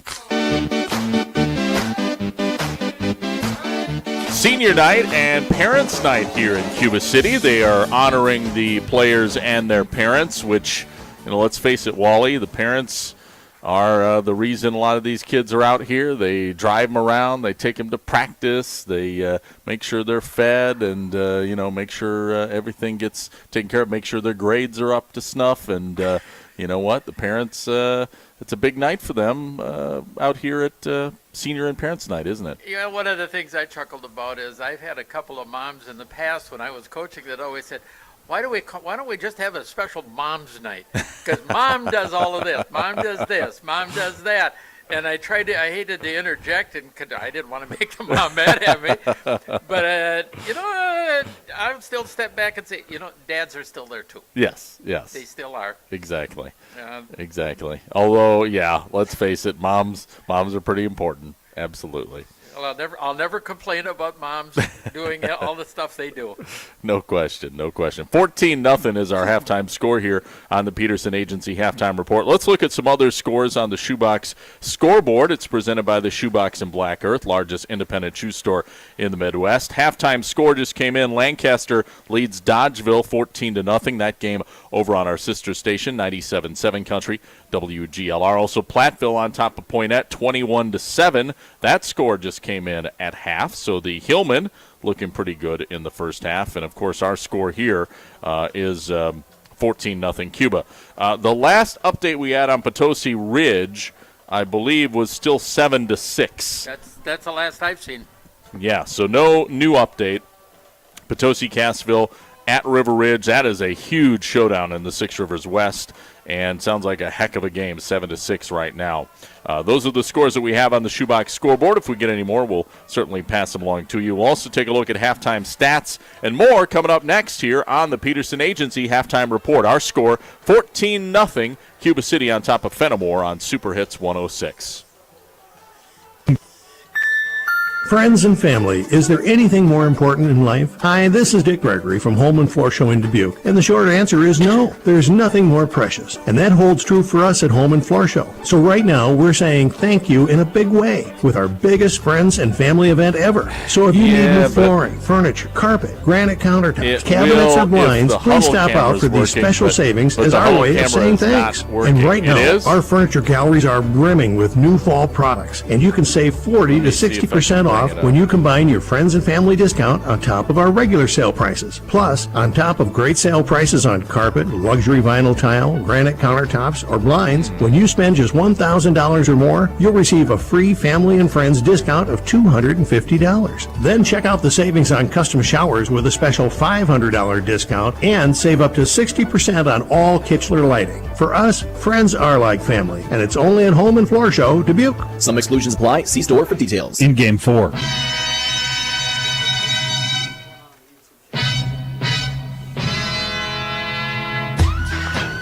Welcome back. We are on the Peterson Agency Halftime Report. It's brought to you by Brian Peterson. You're specializing in home, farm, auto, and umbrella policies. Our score at the break, 14-0. Cuba City on top of Fennimore. And let's thank a few of our fine sponsors here tonight, including Mound City Bank. Their total line of credit allows you to use the equity in your home to do things you want. Stop in to Mound City Bank to apply. Offer subject to approval. Member FDIC and an equal housing lender. Learn more at moundcitybank.com. Also, Myers Heating and Cooling, servicing Southwest Wisconsin since 1999. Myers Heating and Cooling, where they say don't worry, we got this. Hazy Service and Towing of Montfort, your trusted friend for service and towing. Hazy Service and Towing Montfort, better equipped to better serve. And the Cuba City Fire Department, they invite you to their annual pancake breakfast this Sunday from 7 to noon in the Cuba City Fire and Rescue Building. Pancake, sausage, eggs, and more. Yum. Dine in or carry out from the Cuba City Fire Department pancake breakfast this Sunday from 7 to noon. A game also brought to you by these fine folks. The folks at Keller Tax and Insurance Group of Fennimore, LLC, an independent agency proudly affiliated with Liberty Mutual Fire Insurance Company of Stitzer. Keller Tax and Insurance Group of Fennimore.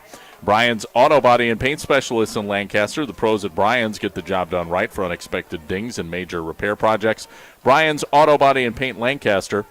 Bender's Foods, locally owned, locations in Fennimore and Muscadet, Wisconsin and Bellevue, and Guttenberg, Iowa. All stores open 7 a.m. to 9 p.m. daily. Visit bendersfoods.com and sign up for weekly ads. Bender's Foods since 1986. Also, the Wood Law Office serving you in Fennimore, Boscobel, and they provide Grant County with estate planning, elder law, probate, business law, real estate, municipal law. Call Ben Wood at Wood Law Office, Fennimore and Boscobel.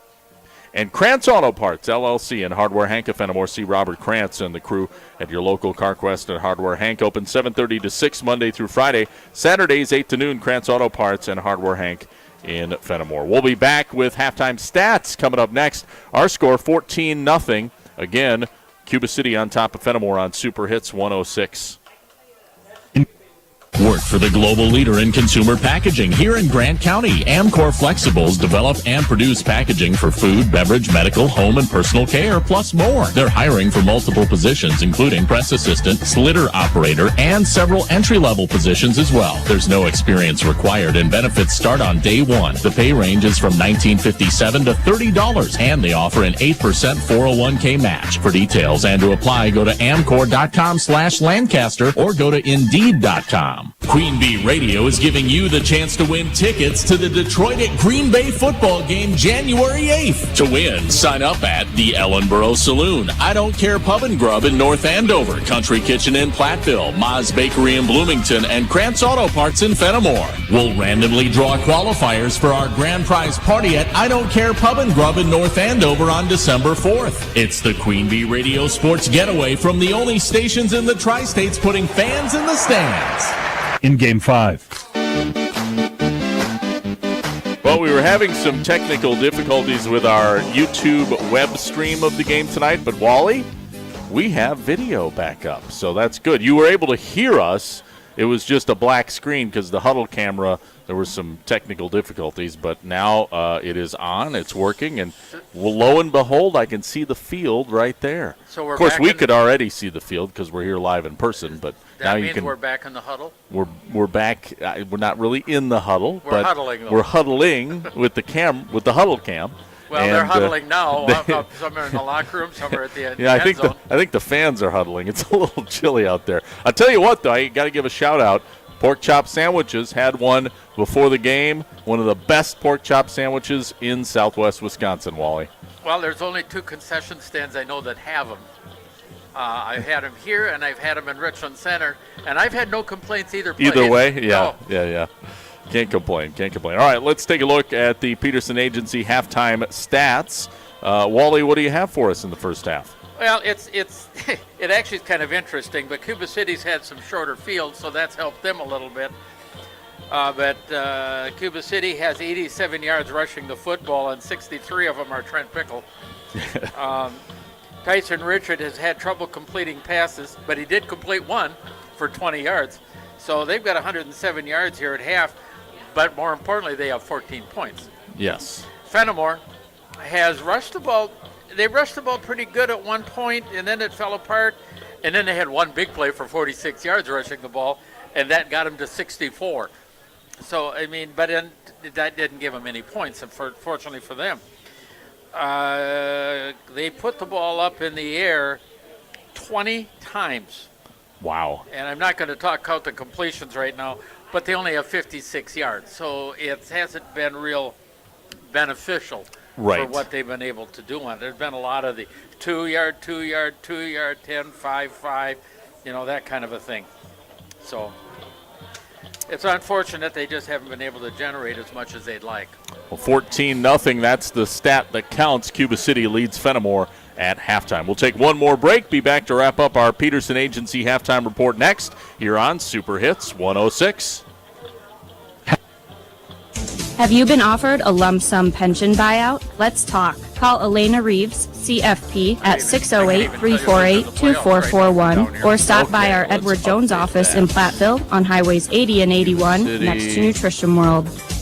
Vesperman Farms Corn Maze and Pumpkin Patch is open for the 2022 season with fun for the whole family. Enjoy their famous apple cider donuts, caramel apples, pumpkins, and of course, Vesperman Farms delicious ice cream. Ride the hay wagon and pick out your pumpkin. Enjoy the animal bar. Open noon till 7 p.m. Monday through Friday, 10 to 7 Saturday, and 10 to 5 p.m. on Sunday. Vesperman Farms Corn Maze and Pumpkin Patch, south of Lancaster on Stage Road. Just follow the signs and make memories at Vesperman Farms. Brushing and flossing are just a part of keeping your mouth healthy. This is Dr. Matt at Cuba City Family Dental. Regular dental checkups help you maintain a beautiful smile. But we know even with great oral care, accidents can still happen. That's why Cuba City Family Dental offers same-day crowns, veneers, teeth whitening, and more. Make your appointment and see why people in the tri-states can't say enough good stuff about the staff at Cuba City Family Dental. Call us at 608-744-2111. Heads Up Salon. Sherry, Jennifer, and Brittany at Heads Up do highlights, color, cuts, perms, and new barbering services too. Heads Up Salon, North Jefferson Street, Lancaster. Have you been offered a lump sum pension buyout from your current or previous employer? Let's talk. Contact your Platteville area Edward Jones financial advisors Elena Reeves, CFP, or Ben Reeves, CFP, at 330 South Water Street on Highways 80 and 81 in Platteville, next to Nutrition World Health and Wellness. Stop in or call our office at 608-348-2441. Go Badgers and go Packers. What does the Lifetime Comfort Guarantee from Dubuque Mattress really mean? It means peace of mind. For the entire life of your Dubuque mattress, we will adjust the feel of it. If it feels a little too firm, we'll make it softer. If your mattress feels too soft, we'll make it firmer. We take the "what if I don't like it" out of mattress shopping to give you peace of mind. Dubuque Mattress, for the rest of your life. At Dubuque Mattress Factory, you got a little snooze time. Queen Bee Radio is giving you the chance to win tickets to the Minnesota and Wisconsin football game on November 26th. To win, sign up at the Ellenboro Saloon, I Don't Care Pub and Grub in North Andover, Country Kitchen in Platteville, Ma's Bakery in Bloomington, and Krantz Auto Parts in Fennimore. We'll randomly draw qualifiers for our grand prize party at the Ellenboro Saloon on November 10th at 6 p.m. It's the Queen Bee Radio Sports Getaway from the only station in the Tri-States putting fans in the stands. Halftime, 3 minutes. $14-0. That is your halftime score on the Peterson Agency halftime report here. Cuba City leading Fennimore. Second half kickoff coming up in just a few moments. Wally Trouton along with myself, Rob Spangler, here from the Wolf Construction broadcast booth. Wally just got a new score. Halftime, Southwestern East Dubuque leading Peck Argyle 28-7. That is at the break. So thank you to Bob Mittendorf, our farm director, for texting that one in. Appreciate it. Yeah. All right, Wally, you have a few things you wanted to talk about. I got all kinds of stuff here. Yeah, we don't have a ton of time here. This is a projection of who will be in the playoffs from this area. Okay. And it's by size of the school. Right. That's the order I'm giving us in. Highland, it looks like they're going to be in. Potosi-Cassville, looks like they're going to be in. River Ridge, Blackhawk Warren, three of them there that we were pretty much expecting. Mineral Point. Benton, Scalesville, and Shullsburg will be a Division 6 team because of that co-op. Darlington, Belleville, and Lancaster, and that covers the bottom two divisions. Then when you move up to another division, we only have two from the area that appear to be in, Prairie du Chien and Broadhead Judah. And then you move up one other division, and we only have one team there from the area, and that's Plattsville that's projected to be in. That's not that many teams from the area in the playoffs this year, which is a little unusual. We usually have a few other teams involved with that. And if we take a look at the rankings, in 8-player, Belmont is not ranked, even though they're undefeated in their conference. They're not ranked. Okay. A little surprised at that. DeSoto is ranked 4th. And then if we move up to 7, the only team in, Potosi-Cassville is ranked number 10, River Ridge number 4, which I found interesting. Cashton, it's kind of in our area a little bit. They're ranked 2nd in Division 7. And again, Bangor's kind of in our area a little bit. We see them enough. Division 6, they're ranked number 10. Belleville is number 4. It's interesting that they're Division 6. Darlington is also ranked. Right now, they're 3rd in that division. The only team in Division 5 in our area that's actually ranked is Broadhead Judah. And the closest we can come really as far as any interest in our area in Division 4, Columbus, because we've seen them around a little bit, West Salem, Lodi, Adams Friendship, Waunakee in Division 2, Reedsburg, Mount Horeb, Onalaska, Monroe, and 3. They're all ranked. Verona, kind of interesting. The other thing that's interesting, we don't have time to talk about a little bit right now, is the ad hoc, competitive balance ad hoc committee and how they want to try to look at some things a little bit different in the future. I don't know if you've read it all. I've read through the whole thing. You want my opinion? Yeah, go ahead. Okay. I don't like it. Mainly because you got a team like Cuba City with the success they've had the last couple of years. Mm-hmm. All of a sudden they'd have to play up a division if they were going to be a playoff team. Wow. I'm sorry. That's not right. No, it's not. But they have to do something because I've already said, and I'll say it on the air, I don't know why we're bothering to play a Division 4 state championship, because you might as well ship it off to back off to the Waukesha for Catholic Memorial, because nobody in Division 4 can beat them. No. Nobody in Division 3 may be able to beat them. No, exactly. Well, we are set for second half kickoff, Wally. 14-0 is our score at the break. The Cuba City Cubans lead Fennimore. Golden Eagles, Wyatt Miles is kicking off. Ball is on the tee. And here it comes. Ooh, this one, I don't know if it was an attempted onside kick, but Carter Denar fields it. And it didn't even go the full 10 yards before he got it, but nonetheless, he's knocked down past the 10-yard mark, and it'll be 1st and 10 for Cuba at their own 42.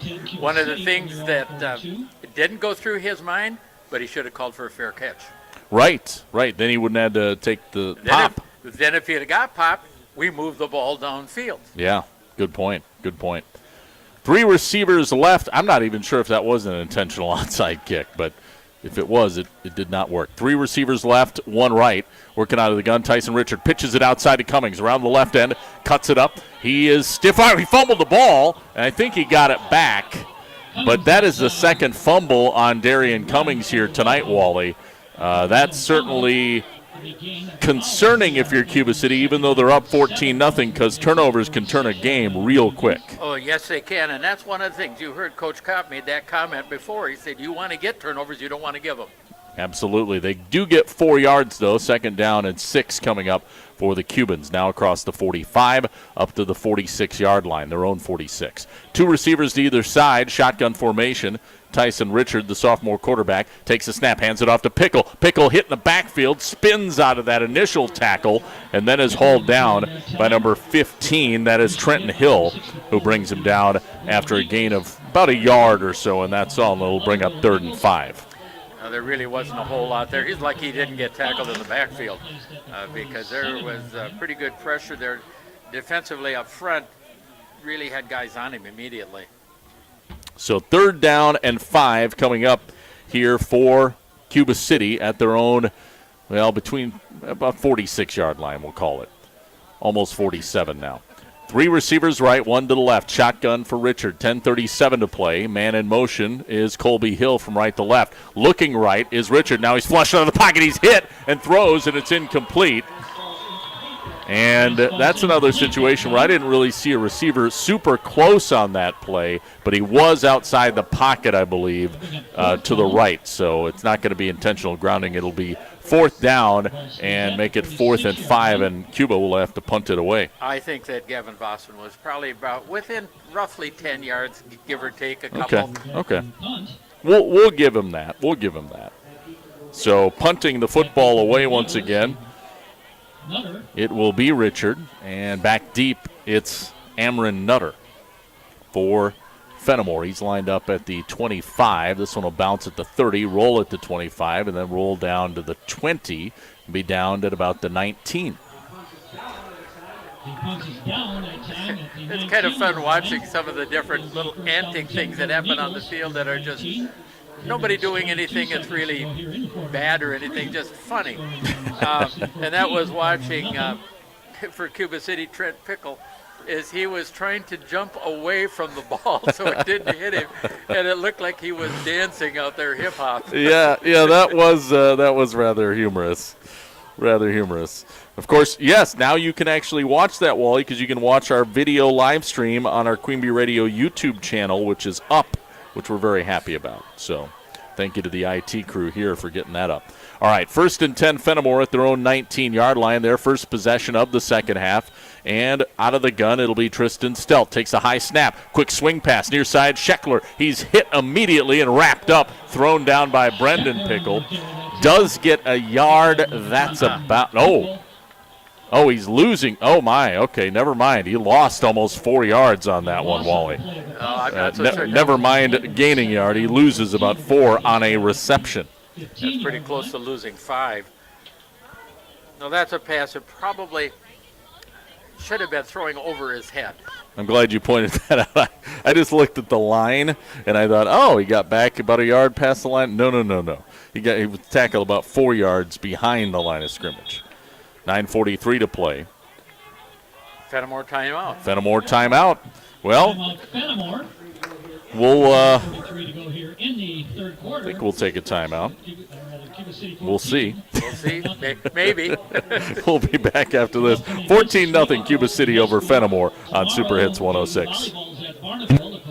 For residential, commercial, or ag building projects, call on Wolf Construction LLC of Lancaster. Todd Wolf and his crew pride themselves in providing full service for their customers at the highest of quality. Wolf Construction LLC of Lancaster, proud to back our local athletes. Fall is in the air, and so are the savings at Thompson's IGA in Cuba City. Get deals on your favorite Best Choice and Always Safe brands. This week, get your free choice of a can of Campbell's Chunky Soup and a free box of Nabisco Premium Crackers. Learn more at ThompsonsIGA.com.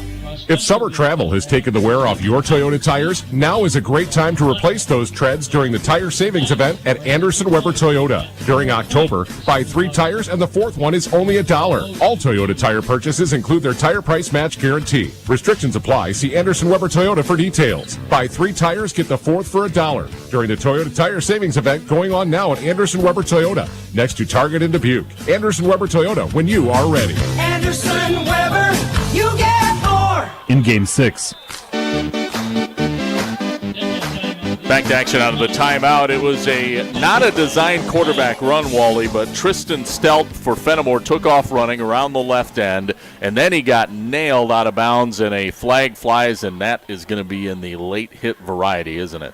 That's called a personal foul, and that is a 15-yard penalty, and that should be from the spot of the foul. Yeah, which should give Fennimore a first down. Yeah, well, he went out of bounds at the 20, so then we mark it off from there. Yeah, it should take it up to the 35 or so. Yep, that's where they'll spot it.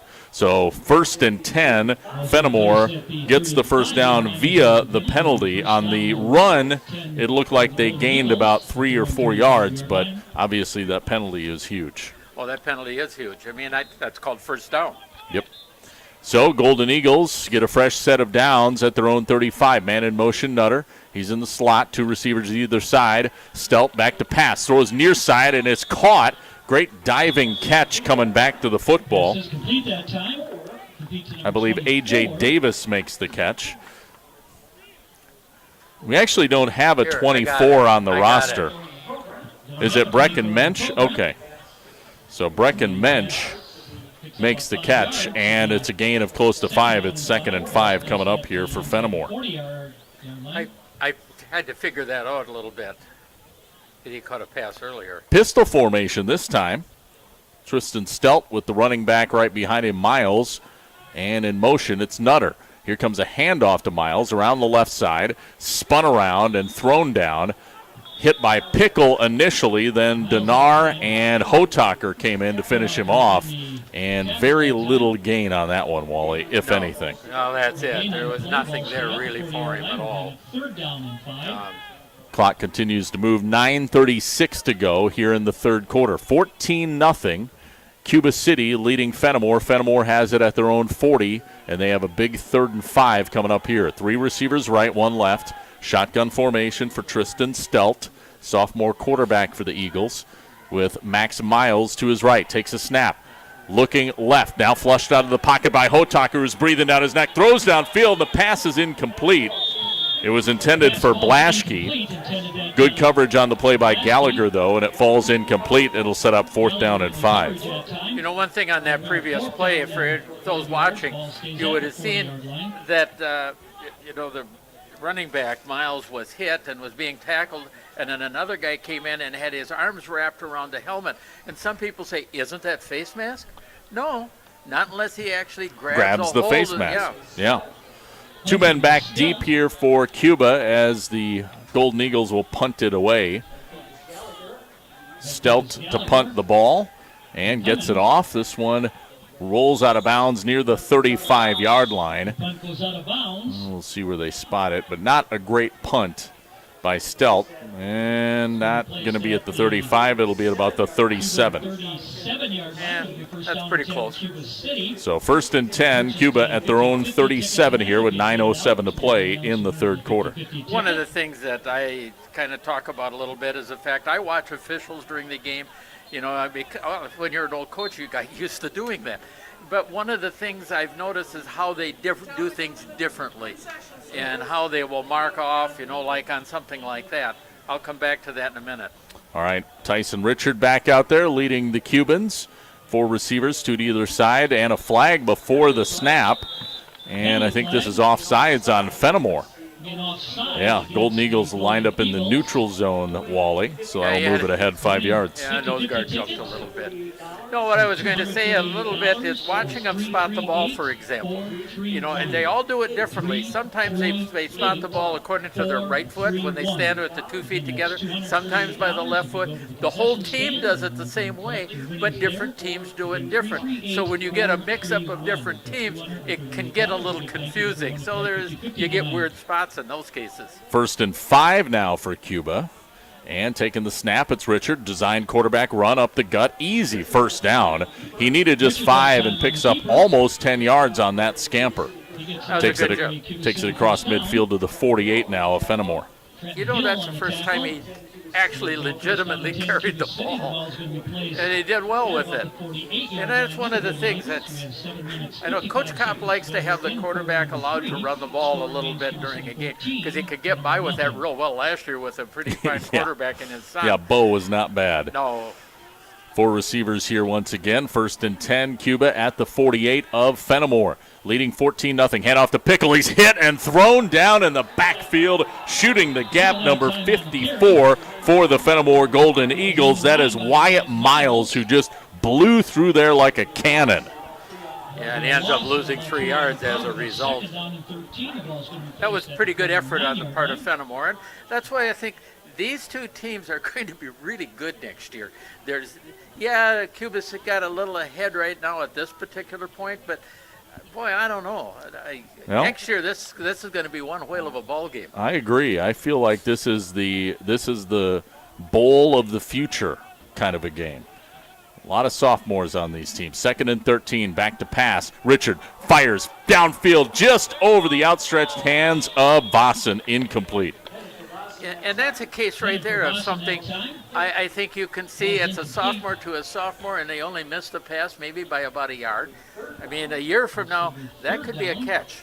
And both of these quarterbacks can throw the football pretty well. They really can. I think tonight Tyson Richard has probably had the better of it, but he hasn't had as many that have dropped. Right. Because there's been a few drops, and that happens. Welcome to high school football. Well, and the football's colder. I'm not making an excuse, but colder weather, it is a little bit harder to catch. 3rd down and 13 here for Cuba City. Back to pass. Richard rolling to the right, looks downfield. Nice catch made by number 16. That is Caden Brandt, who hauls it in across the 45 up to about the 42, 43-yard line. And not enough for a first down, Wally, but it will set up a short yardage situation, probably about 3 or 4 yards to go. 4th down, and we'll call it 4. I'd go for it. I wouldn't even hesitate. Yeah, I mean, you're across midfield. You're inside the 45 of Fennimore. Why not? Yeah. So looks like they will go for it. Brandt is coming out of the game. 5:45 to play here in the 3rd quarter. 14-0 Cuba City, and the Cubans are going for it. 4th down and 4. 2 receivers left, 1 to the right. Shotgun formation. Pickle to the left of the quarterback. Now quick swing pass, but it's incomplete. Too far in front of Darian Cummings. That one a little bit thrown out in front. That was a case where I think Tyson was expecting him to be moving downfield, and he didn't. He was moving parallel, and that's really the difference on that. Another turnover on downs. The number of turnover on downs we've had tonight, Wally, for both teams tells you how tight, how close this matchup is. It really does. 3rd quarter here, 5:43 to play. Fennimore, good field position now. They'll take over at their own 43. Working out of the shotgun formation here, it is Tristan Stelt, and he will keep it. Rolls out right, throws to Scheckler. Scheckler hit, though, and taken down immediately. Great tackle by Vossen out in space, and he loses yardage on the reception again. There's been a couple of those passes that have been completed for negative yardage here for Fennimore tonight. Well, that's the 3rd one for Scheckler. His first catch was for a 1-yard loss, and his previous one to this was for a 4-yard loss. And this is a 3-yarder. So negative 3-yarder, I should say. 2nd down and 13 coming up here for Fennimore at their own 40. 5:07 to go in the 3rd quarter. 2 receivers left, 1 to the right. Stelt with one running back to his left. That is Ian Krapp, number 1. Man in motion now, Nutter. He motions to the slot left, and taking a snap. Stelt, he rolls to his left, looks, now just throws this one out of bounds. I think that was don't want to take the sack, don't want to force an interception, so we're just going to throw it away. Not a bad decision by the young man. No, it really wasn't. It was interesting. I was watching the pattern that Nutter was on, and he was able to split right up the middle, but there's no way he was going to get the ball to him. I mean, he's got a decent arm, but you're not quite that good. So 3rd and 13 after the incomplete pass. Clock stops with 5:44 to go in the third quarter. 2 receivers right, 1 left. Ball on the right hash. Fennimore moving from right to left as we see it. Stelt out of the gun. Takes the snap. Looking left. Being flushed out of the pocket by Hotaker. Looks downfield. Gets rid of it at the last second. This one almost intercepted through the hands of Mason Leeser. I mean, he almost had that interception, but just couldn't quite reel it in, and that'll set up a 4th down and 13. And another punt coming up here. These two teams are kind of like brick wall against brick wall at this point. I almost feel sorry for Nathan Blachke. That's the 5th time he's been targeted. And 4 of these times, the ball was tipped away from him, so he had no opportunity to catch it. Yeah. And Stelt will punt it away.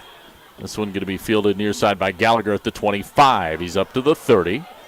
Makes a man miss at the 35. He's up to the 40 and knocked out of bounds. We got a late flag coming in. Might be a face mask here, Wally, as he was knocked out near the 45-yard line. We'll see. It could be, I don't think it was a face mask because I saw a jersey being pulled. Unless he was going to call a penalty in Cuba City for a block of some sort. Well, haven't seen the indication yet. Yeah, I think that's what they're going to call. And personal foul. It is a face mask. Yeah, and I didn't see his hand on the mask, but to me, it's one of the incidental ones, not a blatant face mask. Yeah. But nonetheless, that's what the officials call. So that'll move it all the way across midfield down to the 42 of Fennimore. 5:25 to play here in this third quarter. 14-0, Cuba City with the lead, but neither team able to score yet in this second half. We'll see if Cuba City can change that now. Working out of the shotgun, Tyson Richard. 4 receivers, 2 to either side. Takes a snap, hands it off to Pickle. Pickle shakes a man, now bounces it outside to the left. And, wow, he is roped down immediately by Amron Nutter. But a couple nice moves, nonetheless, by Trent Pickle. And he rips off almost 6 yards on that run. That was a pretty good job running the ball. Nutter, though, came flying in and really a nice wrap-up tackle in the secondary there. I got another score update. On the shoebox scoreboard, what do we got? Potosi, Cassville, River Ridge. They both have 13. Wow, what a game. You can hear that one over on our sister station tonight. Working out of the gun here, Richard. 2nd down and 4. It's an option run play. He's going to run around the right end. He's hit and tackled after a couple yards, maybe. We'll say 2. And that'll set up 3rd down and short here for Cuba City. Yeah, I'd say you're right. That's about 2 yards. 3rd and 2 coming up for the Cubans. Another score on the shoebox scoreboard, Platteville 28, Poinette 7, and that's right near the end of the third. All right. 4:14 left in our third quarter. Cuba City on top, 14-0. 3rd down and 2 at the 33 of Fennimore for the Cubans. Out of the gun here, Richard. Low snap, gives it to Pickle, running right. Lowers his shoulder, has the 1st down. Looks like Cuba City going back to that power running game here. Even though they do play out of a spread formation, they can pound the rock, and they get the 1st down there. Another score on the shoebox scoreboard at half. Blackhawk Warren 22, Benton, Scales Mound, Schulzberg, nothing. Excellent. Ball inside the 30 now. It's down at the 27 of Fennimore. 1st and 10, Cuba City. 2 receivers left, 1 right. Richard out of the gun. Lone setback is Pickle to his left. Takes it, gives it to Pickle. Pickle met at the line and tackled immediately. Little to no gain on that one as he's met by big number 62, Dawson Cole. Well, maybe a half a yard. I like how the official just handled this. They turned around and they were taking a look at one of the Fennimore players as he was kind of half laying there and rolling around, and that was Wyatt Anand. He's okay, but he didn't want to go out of the game, and the official said, no, go out. Yeah. Too bad. You got to go out. 2nd down and 9 here for Cuba City. Down at the 32. Excuse me, down at the 27, rather, of Fennimore. Working out of the shotgun, Richard again. 2 receivers left, 1 right. Pickle in the backfield. Quick swing pass over to Cummings, left side. Makes the catch. Turns the corner. Lowers his shoulder. Breaks the tackle. He's inside the 20 and then tackled near the 15. But there's another flag down. It's behind the play, Wally. That was a nice run after the catch by Darian Cummings, but I have a sneaking suspicion this may be coming back. Yeah, and he threw the flag, and then he picked it up and he threw it again because he was trying to find the right spot, and it's a hold. Yep. So never mind on the run after the catch by Darian Cummings. 2:57 to play here in the 3rd quarter. It's 14-0. Cuba City on top of Fennimore. And they'll move off, mark off the penalty yardage here. And that'll move it off across the 35 to about the 36. Again, the idea, kind of commenting on officials, one of the things I'm seeing more and more, particularly with the better officials, how often they come together and talk about it and make sure they've got the call right. 2nd, and 18. Now we got whistles before the snap. Timeout taken by Cuba City. We'll take a timeout as well. 14-0 Cubans on top of Fennimore. Back after this on Super Hits 106. Have you been offered a lump sum pension buyout from your current or previous employer? Let's talk. Contact your Platteville area Edward Jones financial advisors, Elena Reeves, CFP, or Ben Reeves, CFP, Amen. at 330 South Water Street on Highways 80 and 81 in Platteville, next to Nutrition World. Stop in or call our office at 608-348-2441. Go Badgers and go Packers.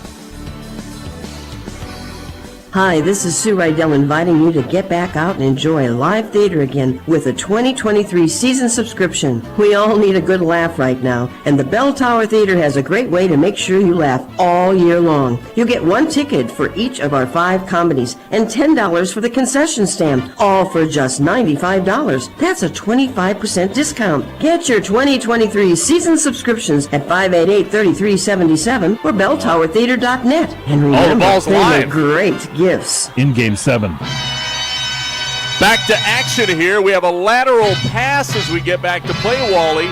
It gets away from Darian Cummings, and Fennimore recovers, which will be a fumble recovery. Our first turnover of the game for the Fennimore Golden Eagles as they take over at the 46-yard line. And they're down 14-0, but maybe this breathes a little life into the Fennimore Golden Eagles now. That was a case where the relationship that they've been doing on most of those passes wasn't there this time, where you ended up and you got your receiver back a little further than he had been. And unfortunately, that for the Cubans, that didn't turn out well. Fennimore has it at their own 46, 1st and 10. 2:43 to play, 3rd quarter. Golden Eagles down 14-0. Taking the snap, it is the quarterback. That is Tristan Stelt. Runs up the middle, and not much daylight there, Wally. No, in fact, it would be a minus daylight. I think he lost about a yard. All right. So nothing doing there. Again, that's one of the things that's for your offensive line, Fennimore. Cuba's defensive line with the linebackers filling in there is a little tougher. 2 receivers, 1 to either side. 2 wing backs, 1 to either side, and taking the snap is Stelt. Rolling to his left now, looks to throw, and he'll just air this one out of bounds. Incomplete as he was being pressured by Trent Pickle, who has, I'm not sure what he's saying to him, but maybe some nice pleasantries as they walk back to the huddle. Almost got you that time. Yeah, maybe something along those lines, well, right? what's happened when he comes on a hard blitz like that, he's untouched. They're not getting to him at all. And it's one of the things, again, that's hard for a young line is to be able to read some of these things that are happening. And that's where the game of football becomes a thing between the ears, not just the physical. 3rd down and 11 for Fennimore. Man in motion. That is Nutter. Back to pass Stelp. This time has time. Fires deep down near side. It's intercepted, though. Underthrown. Picked off by Gallagher at the 20, 32 rather. He's up to the 40, 45, 50. Still on his feet. 45. And he's going to be tracked down there near the 40-yard line of Fennimore. Nice interception and return of nearly 30 yards. We'll call it a 28-yard return on the interception. A ball was underthrown. If that ball would have had a little more oomph on it, we would have been going the other way. Right.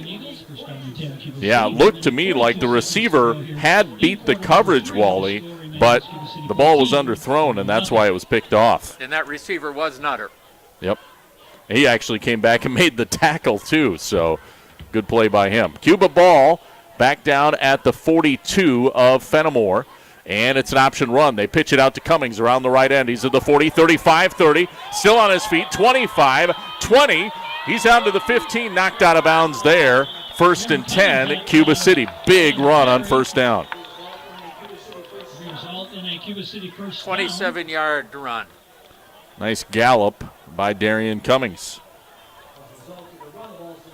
Well, Cuba City, if they score here, Wally, it's the magical 3-score threshold, isn't it? Minute 33 to go, third quarter. And that is a magical thing we've seen over the years. Once you got a 3-score lead on your opponent, chances are, unless both teams are really wide open and moving the ball, game's over. Yeah, no question.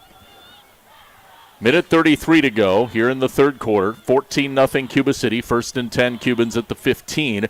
Inside the Biotech green zone. Handoff to Pickle following his blockers. He's inside the 10 and taken down near the 5. Great job of blocking up front there for Pickle. It really was. It's a matter of guys getting out in front. And that's really the key to the whole thing. And he gets 8 yards on that one. Yeah, he is just a yard and a half or so away from the first down stick. You're right, about an 8-yard pickup, and that'll bring up 2nd and 2 from the 6 of Fennimore.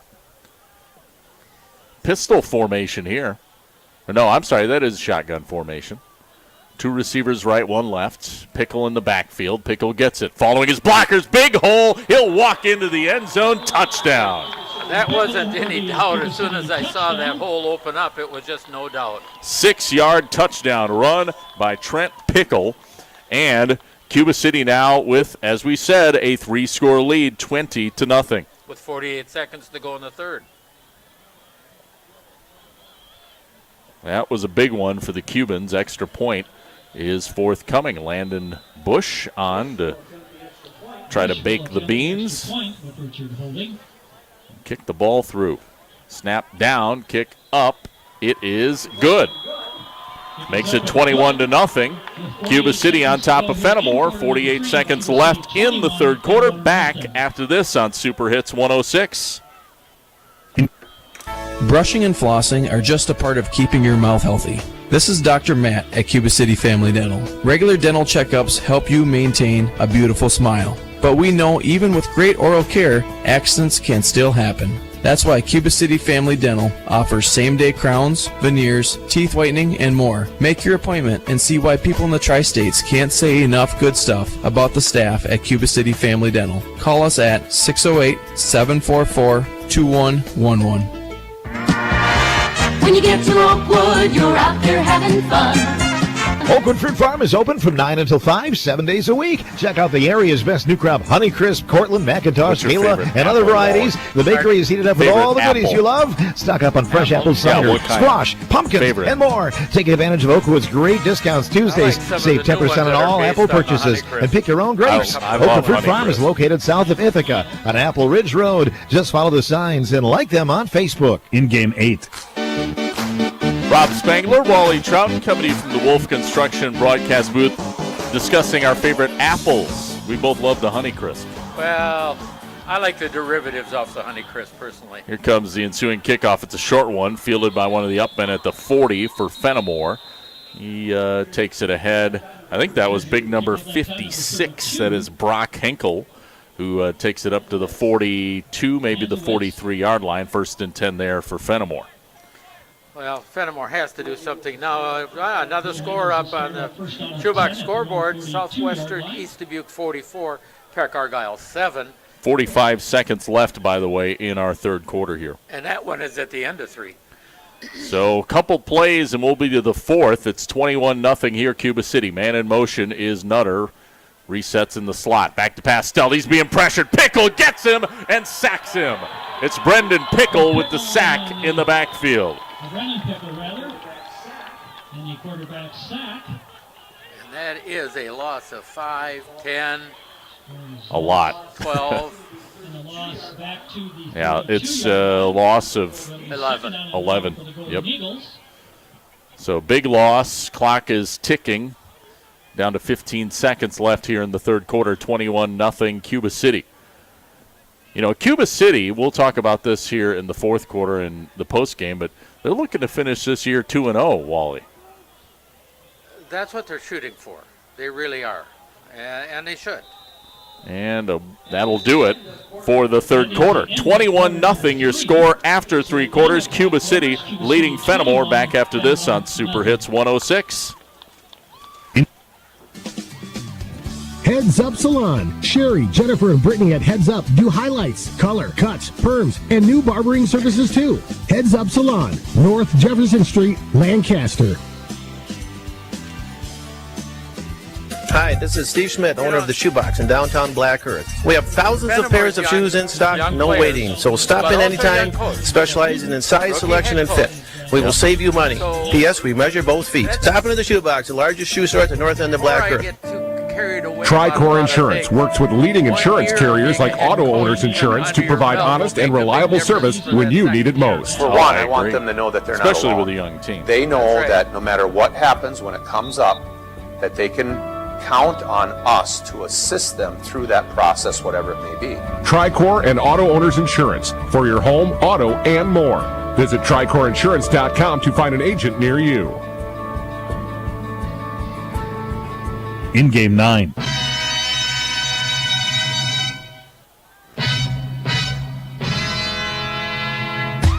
Fourth quarter getting underway. 21-0 Cuba City on top of Fennimore. Golden Eagles, though, have it. A 2nd down and 21 from their own 32. Working out of the gun, it is Tristan Stelt. Back to pass, dump off, and oh boy, losing his footing was number 1, Ian Krapp. He was tackled immediately and is going to lose about 3 yards on the reception. Yeah, that's unfortunate. Yeah, he just stuck his foot in the ground, Wally, and then fell. Just lost his footing.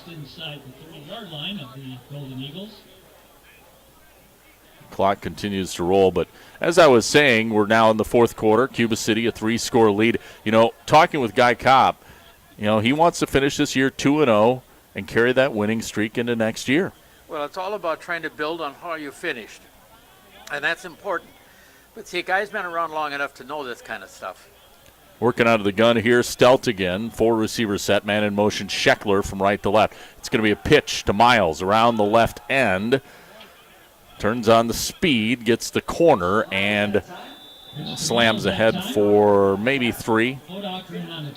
Still be 4th down and very long, and they're going to have to punt. Yeah, they got 2 yards running the ball there, but there really wasn't much of an opportunity right away.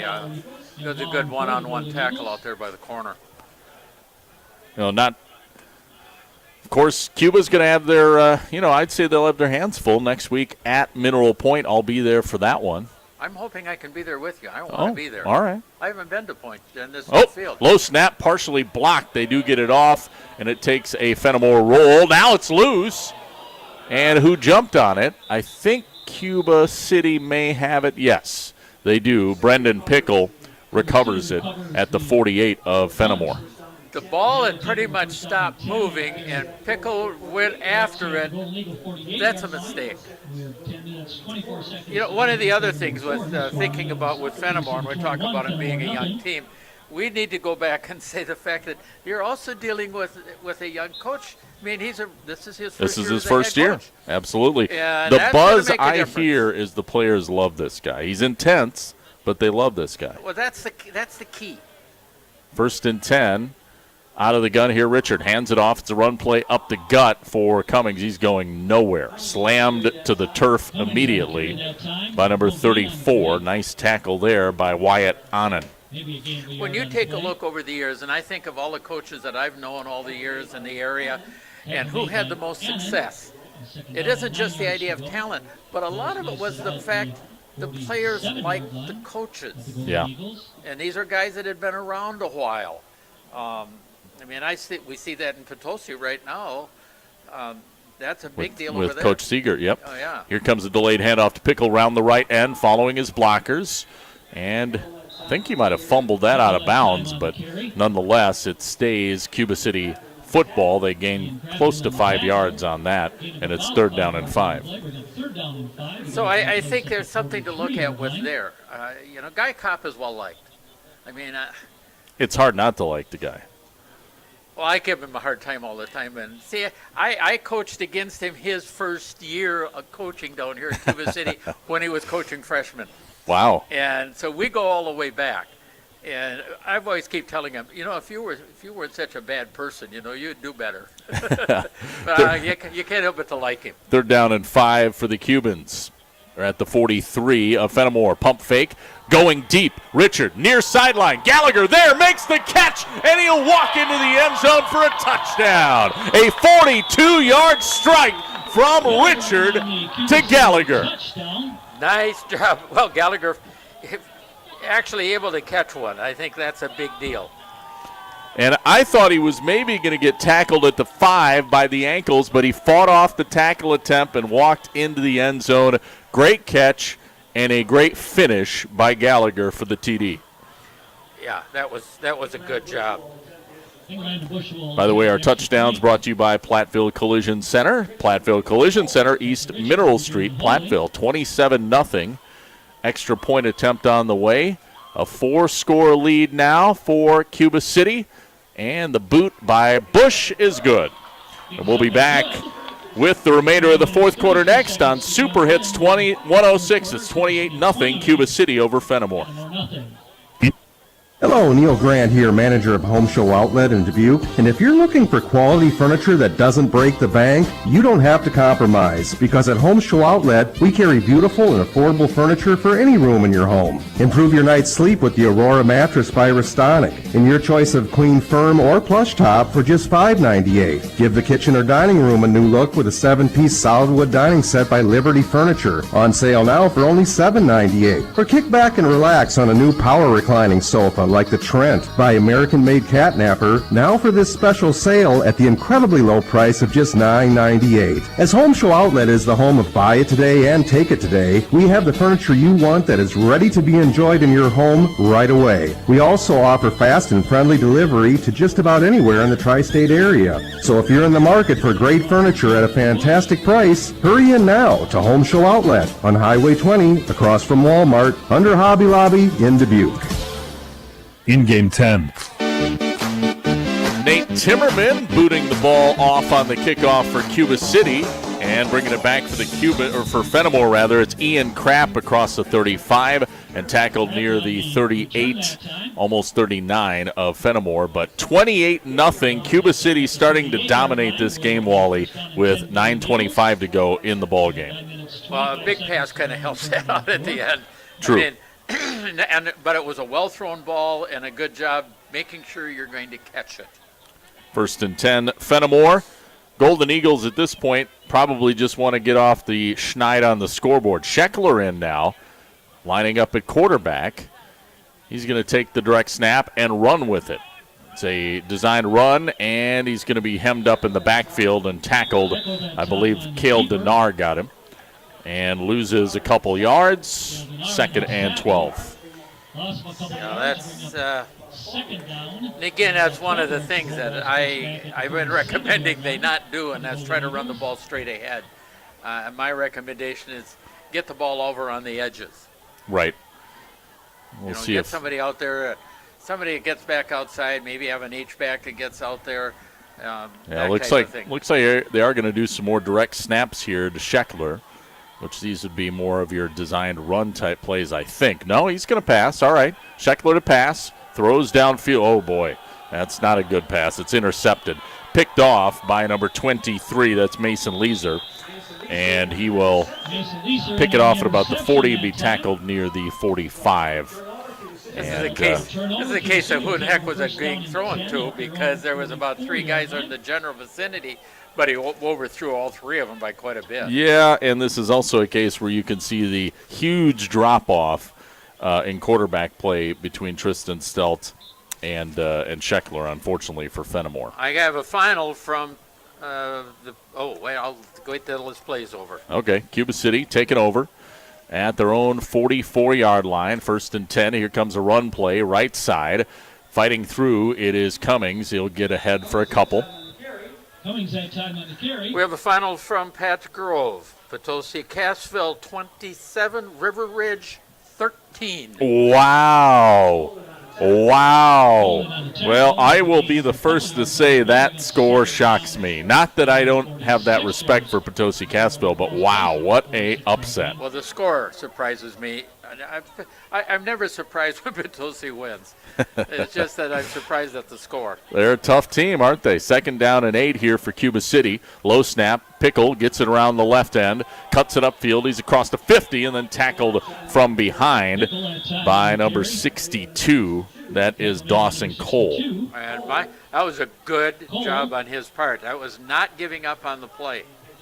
He gets almost 9 yards on the run, though. And it is a first down. Yep. So 1st and 10 for Cuba City with 7:46 to play in the ball game. This one just about all over but the shouting, as they say. You know, when you're talking about coaches that are well-liked, when you think of River Ridge, you think of Winkers. Yep. I mean, we're talking another good guy. Absolutely. 4 receivers, 2 to either side. Richard hands it off to Pickle, running around the right side, shakes a tackler rather, and then spins forward and fights hard to get to the 40. That is, even in the late stages of a game in which you lead by 4 touchdowns, Wally, to still keep churning and fighting like that says a lot about Trent Pickle, doesn't it? Well, it's the idea of never quit. And again, that's something that Guy Kopp has always promoted, and that's going way back when. It's never quit. Always go. Always do your best. Yeah, I think, Cuba City has done that this year. Obviously, they've taken a lot of losses with just 1 win coming into this game, but that never quit attitude has been with them throughout the season despite the losses.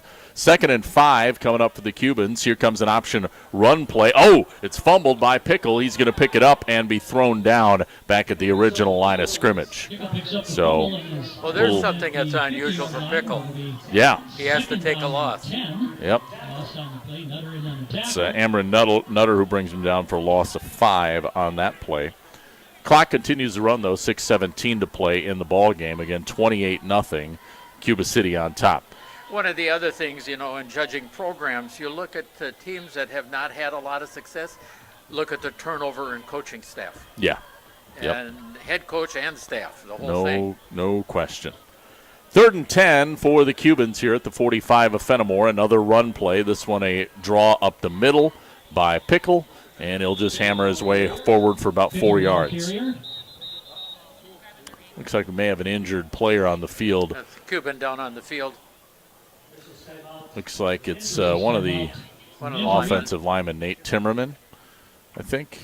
So hopefully nothing severe here. While they tend to him, let's thank some of our sponsors.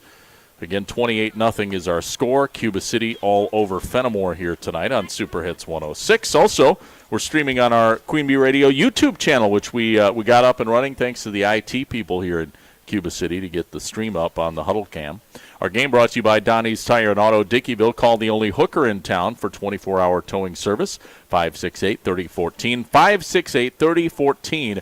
your home for excellent car care. Donnie's Tire and Auto in Dickeyville. Again, the only hooker in town, that's the one Wally calls. Also, Cuba City Collision and Repair, LLC. Cuba City Collision and Repair is a recommended location by a long list of satisfied customers. See Joel Groom and the crew at Cuba City Collision and Repair. And Gooch's Greenhouse in Keeler, they are home to some of Southwest Wisconsin's favorite pizza. I love it. As well as delicious daily specials, too. Carry out is always available. When it comes time to celebrate, make it great at Gooch's Greenhouse in Keeler. Game brought to you by Krantz Auto Parts, LLC, and Hardware Hank of Fennimore. See Robert Krantz and the crew at your local CarQuest. Hardware Hank open 7:30 to 6 Monday through Friday, Saturday 8 to noon. Krantz Auto Parts and Hardware Hank of Fennimore. And Wood Law Offices serving you in Fennimore, Boscobel. They can provide grant, county estate planning, elder law, probate, business law, real estate, municipal law. Call Ben Wood at the Wood Law Office, Fennimore and Boscobel. And Timmerman gets to his feet, gets a round of applause. It's nice to see him be able to walk off on his own power. A little bit of a limp, though, so obviously at this stage I wouldn't expect to see him back in the game. Hopefully nothing severe. Bender's Foods, also a sponsor here. They're locally owned and operated. Locations in Fennimore, Muscadet, Bellevue, and Guttenberg, Iowa. All stores open 7 a.m. to 9 p.m. every day. Visit bendersfoods.com to sign up for the weekly ads. Bender's Foods since 1986. Wally Trouton with myself, Rob Spengler here from Cuba City High School. A brisk night. Good to be inside the press box, Wally. 28-0 here. Cubans lead, 4th and 5 coming up. Well, we did keep the windows shut. we kept our windows that's shut. True. But our public address announcer, he likes the cool breeze coming in. He took the windows out. So well, you know. Here comes a high snap and a punt by Richard. This one will roll inside the 20 and die right near the 15, maybe the 16-yard line. Pretty good kick. Not bad. So Fennimore takes over again at their own 16 with 5:24 remaining in the ball game. Yeah, looking ahead, though, Wally, to next week, Cuba City going to wrap up their season. No chance at the playoffs at Mineral Point. But as Guy Kopp said, he wants to finish the year on a 2-game winning streak. And, you know, the way they're playing tonight, I wouldn't put it past them, Wally. No, and I can see from when I saw them earlier this year, they've really improved a lot. Fennimore still with Scheckler in at quarterback, so I'm not sure if Stelt is out due to injury or what the situation is. I see him walking the sideline. He's got his helmet in his hand. So kind of surprised at that. We do have a timeout on the field. But, yeah, Stelt out at quarterback, so they have number 10. That is Ethan Scheckler in there, another sophomore. And we saw him throw the ball last time, Wally. Ill-advised throw into double, triple coverage. And I don't know if you're Fennimore, are we just going to see a healthy dose of running at this point?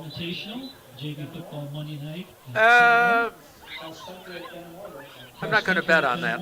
Okay. All right. I mean, they're down 28-0, but just we'll see how they trust him. All right. Scheckler is working out of the shotgun here. Trips right, one receiver left. Lone setback, Miles. Well, it is a pass, and it's going to go to Nutter around the right end, and he gets a pretty decent run out of the play, and it looks like a first down, Wally. Picks up about 11 on that little slip pass over on the right side. Where they're marking the ball. Nope, they're just by a yard. All right, so they are going to say he's just shy. Very close to a first down, though, at least where the down marker is. Maybe a yard away. So 9 yards on that pass completion, 5:19 to play. Again, Scheckler out of the gun here with that trips formation to the right, a bunch receiver formation. Now hands it off. This one goes to Krapp. He is hit, though, in the backfield by Pickle and thrown down back at the 25-yard line. I think he's going to lose about a yard on that. Well, I don't know. I'm looking. Well, unless they give him forward progress. Do they give him forward progress? They should. All right, so he's actually not, he might have even gained a half a yard maybe. Yeah, that's about all he got. So third down and short. Third and less than a yard, it looks like. 4:51 to play. in the ball game. 28-0 Cuba City. Fennimore, though, trying to get something positive here before this one is in the books. 2 receivers right, 1 left, wing back right. Shotgun formation for Scheckler. And play action. He'll keep it himself on a read option, and he gets slammed in the backfield, and not much. Actually going to lose a yard on the run. So. Yeah, he didn't lose much. Maybe the length of the football plus a little dab more. So 4th down and about 2 coming up here with 4:14 to play. And, if you're Fennimore, even though you're on your end of the field at your own 25, you still go for it at this point, Wally? With 4 minutes to go? Yeah, what the heck. And it does look like that's the plan. 2 receivers left, 1 right, and Scheckler's going to be under center this time. And it's going to be a run play up the gut. The pile actually moves quite a ways, Wally, and I know you don't like the pushing and shoving, but it worked. They get a first down. They needed 2 and got almost 4 yards. To me, if you can do that, you might as well do it almost every play. But I don't like it just simply because you can get some kids that get tied up underneath that. And if a defensive lineman goes down and kind of twists his ankle a little bit, that whole big thing being pushed like that turns it being a twisted ankle into maybe a broken ankle. Yeah, I've actually seen that injury. I've seen that injury before in a big mass of humanity like that. 1st and 10 for Fennimore at their own 30 now. They do convert. Scheckler out of the gun. Back to pass. Looking left. He'll fire deep downfield. It's intercepted again. This one is going to be picked off by number 6. That is Jaron Hazen, who takes it upfield and is tackled across the 25 and near the 20 of Fennimore. Unfortunate. Result of the interception. It's been placed down at the 20-yard line. It'll be so a couple pass attempts intercepted by Scheckler, the backup quarterback in there for the Golden Eagles. And Cuba now taking over in golden field position here with 3:01 to play. Wait a sec. Fennimore got the ball back. Did they recover the fumble? They must have recovered a fumble after the interception. So strike that. Fennimore gets the ball back. They have it at their own 20. Here comes a run play up the gut by Miles, shakes a tackle, still on his feet, and he gets a first down and then some, Wally. But there is a flag. Back. Yeah, there is a flag down, unfortunately, for Fennimore. Penalty flag on the play. Yeah. That was a nice run. I mean, almost 11 yards up the gut. It's unfortunate that the penalty will take it away. Clock is getting late in this one. 2:52 to play in the ball game. And here's the signal. Oh, personal fault, chop block. Yep, it's a chop block. Chop block. So that'll move it back for Fennimore. Instead of a 11 or 12-yard gain, they will move it back and mark it from the 20. So that'll take it back, should take it back to about the 10. Yeah. Yep, that's where they'll put it down. So 1st and 20 now for Fennimore. 2:52 to play in the ball game. Yeah, it's unfortunate you get something like that, but well, there used to be a time when you could block low like that between the tackles. Right. But they took that away this last year. 2 receivers left, 1 right. Shotgun for Scheckler. Long snap count. Finally gets it off. Hands it off. Run play by Miles up the gut. Now bounces it outside to the left. Still on his feet. Dragging tacklers ahead. Trent Pickle brought him down eventually across the 20, almost to the 25-yard line. That was a nice gain. Close to 15 yards, Wally. Yeah, that was a good job running the football. But, again, let's understand. Cuba City's got a few substitutes in the game here now, right. too. Yeah, there's some fresh jerseys out there. 2nd down and 5 coming up here for Fennimore at their own 24. Clock under 2 minutes now to play in the ball game. Scheckler takes the snap and hands it off. It's a run play up the gut once again, Miles, and he gets a first down again. Well, I tell you what, Max Miles running hard late in this game. Looking where they're going to spot the ball. Well, it's enough for a first, I know that. 7, no, they had the ball I'd at say the it's about 7 yard, now it's a 6 6 almost, yard. yeah. Yeah, that's what I was going to say, 6 yards. Yes, it is going to be a first 28-0, Cuba City leading Fennimore here from Fennimore High School. Rob Spengler, Wally Troughton with the call tonight. 1st and 10 for the Golden Eagles at their own 30 now. Clock running down, just about a minute and a half left. Handoff to Miles, up the gut, spins. A gang of Cubans, almost the entire D, brings him down after a gain of close to 4, almost 5 yards. And again, that's hard running on his part, really putting in the effort. And he's coming out right now with a break. Well, you and I were talking about it. You like to see that effort all the way through. All the way, the whole game. I don't all care the way what the through. score is. That's immaterial. You play hard all the way through. 2nd and 6 now for Fennimore. Minute 2 to go. Scheckler working out of the shotgun. Quick pass, near side to Nutter. Cuts it back. Now cuts it back out. Gets across the 40, and then he's whipped down from behind by Pickle. Trent Pickle on the stop. But depending on the spot here, I think it's a first down, and it is. Picks up about 7. And 48 seconds left. Clock running, maybe 2 more plays possibly, Wally? Yeah, about right like that. So Fennimore trying to end on a positive note here. Obviously, I'd love to get on the scoreboard, but I'm going to need a big play to do that. 29 seconds left. They're at their own 42. Pistol formation here for Scheckler. Long snap, hands it off, crap up the middle, and maybe gets back to the line of scrimmage. No gain. That's about it. 15 seconds left, and they may not even snap it again as, Scheckler's walking to the sideline. I think that's it. So your final score tonight, Wally, 28-0. The Cuba City Cubans on senior night, parents' night, they get the dub, their second win of the season. And now they're going to try and make it 2 wins in a row as they head to Mineral Point to wrap up their season next week. We'll be there for that game. And we'll also be back with the Culver's Cool Down post-game show coming up next here on Super Hits 106. Vehicle traffic going out of the stadium. You'll have to be careful. Again, a big thank you to everybody that was here for Parents' Night tonight.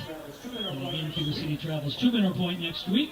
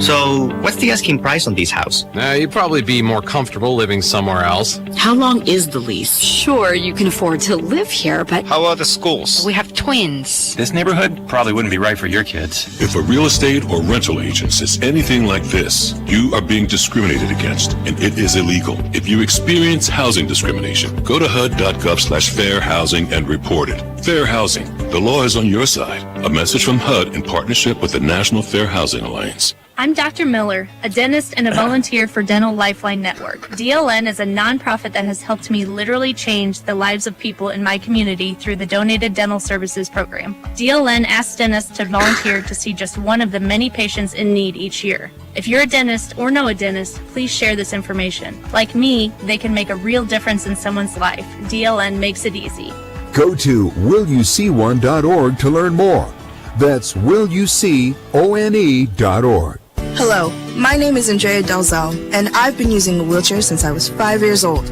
If I had one message for the general public, it would be relax. Some folks get really flustered around disabled people, so they just pretend we're not there. I've actually had waiters talk to my companion and completely ignore me. People with disabilities just want the same respect and consideration as everyone else. This is a message from United Spinal Association. Download our disability etiquette booklet at unitedspinal.org. I've benefited throughout life from the advice of people I trust. My auto mechanic, banker, insurance agent, pastor, dentist, accountant, teachers, and my doctor. They don't make decisions for me. They guide me with their knowledge so I can make the best decision for me. My doctor said, get the shot. I'm trusting that advice to be able to say, I'm sure glad I did, instead of I wish I had. A message in support of communities confronting COVID-19. I'm Naheem Hines, proud supporter of the Muscular Dystrophy Association. My mom has muscular dystrophy, and the MDA helps her and kids like my buddy Ethan. My name is Ethan, and I'm 12 years old. Thanks to the Muscular Dystrophy Association and people like you, I have more hope than ever before. And MDA funds over 150 care centers for kids like me. For over 70 years, MDA has been transforming the lives of people living with muscular dystrophy, ALS, and related neuromuscular diseases. Learn more at MDA.org today. Hey y'all, I'm Kelly Clarkson. Every American dreams of creating a better life for his or her family, but in some communities, those dreams face difficult challenges. When we come together to help those in need get the same opportunities as everyone else, we truly are making our country a better place to live for all of us. So look for volunteer opportunities in your community to help others achieve the American dream, all right? This message is courtesy of the United States Air Force. Get it, slip it, cuff it, check it. Talk to doctor now and share it. Nearly 1 in 2 U.S. adults have high blood pressure. That's why it's important to self-monitor your blood pressure in 4 easy-to-remember steps. It starts with a monitor. Be next to talk to your doctor about your blood pressure numbers. Get down with your blood pressure. Self-monitoring is power. Visit managerbp.org. Brought to you by the Ad Council, the American Heart Association, and the American Medical Association, in partnership with the Office of Minority Health and Health Resources and Services Administration. RPG came through the belly of the aircraft. We don't talk about the female combat wounded. These are our daughters and our sisters and our mothers. Wounded Warrior Project came into my life and taught me how to stand back up and get back in the fight. The truth is, I think we all have this strength inside of us, but until you're tested, you just don't know it's there. See how Wounded Warrior Project empowers women veterans like Beth by visiting woundedwarriorproject.org/empowerwomenvets. Craig Culver of Culver's. Times have changed since Mom first created Culver's Double Butter Burger Deluxe, but one thing sure hasn't. Craig, what would you like to share for show and tell? This is a butter burger. Whoa! Fresh beef, never frozen, seared to perfection, topped with real Wisconsin cheese on a lightly buttered bun. Butter burger, butter burger, butter. Hungry? Stop in for one today. It's time for the Culver's Cool Down Postgame Show, brought to you by Culver's in Dubuque, Galena, Platteville, and Prairie du Chien.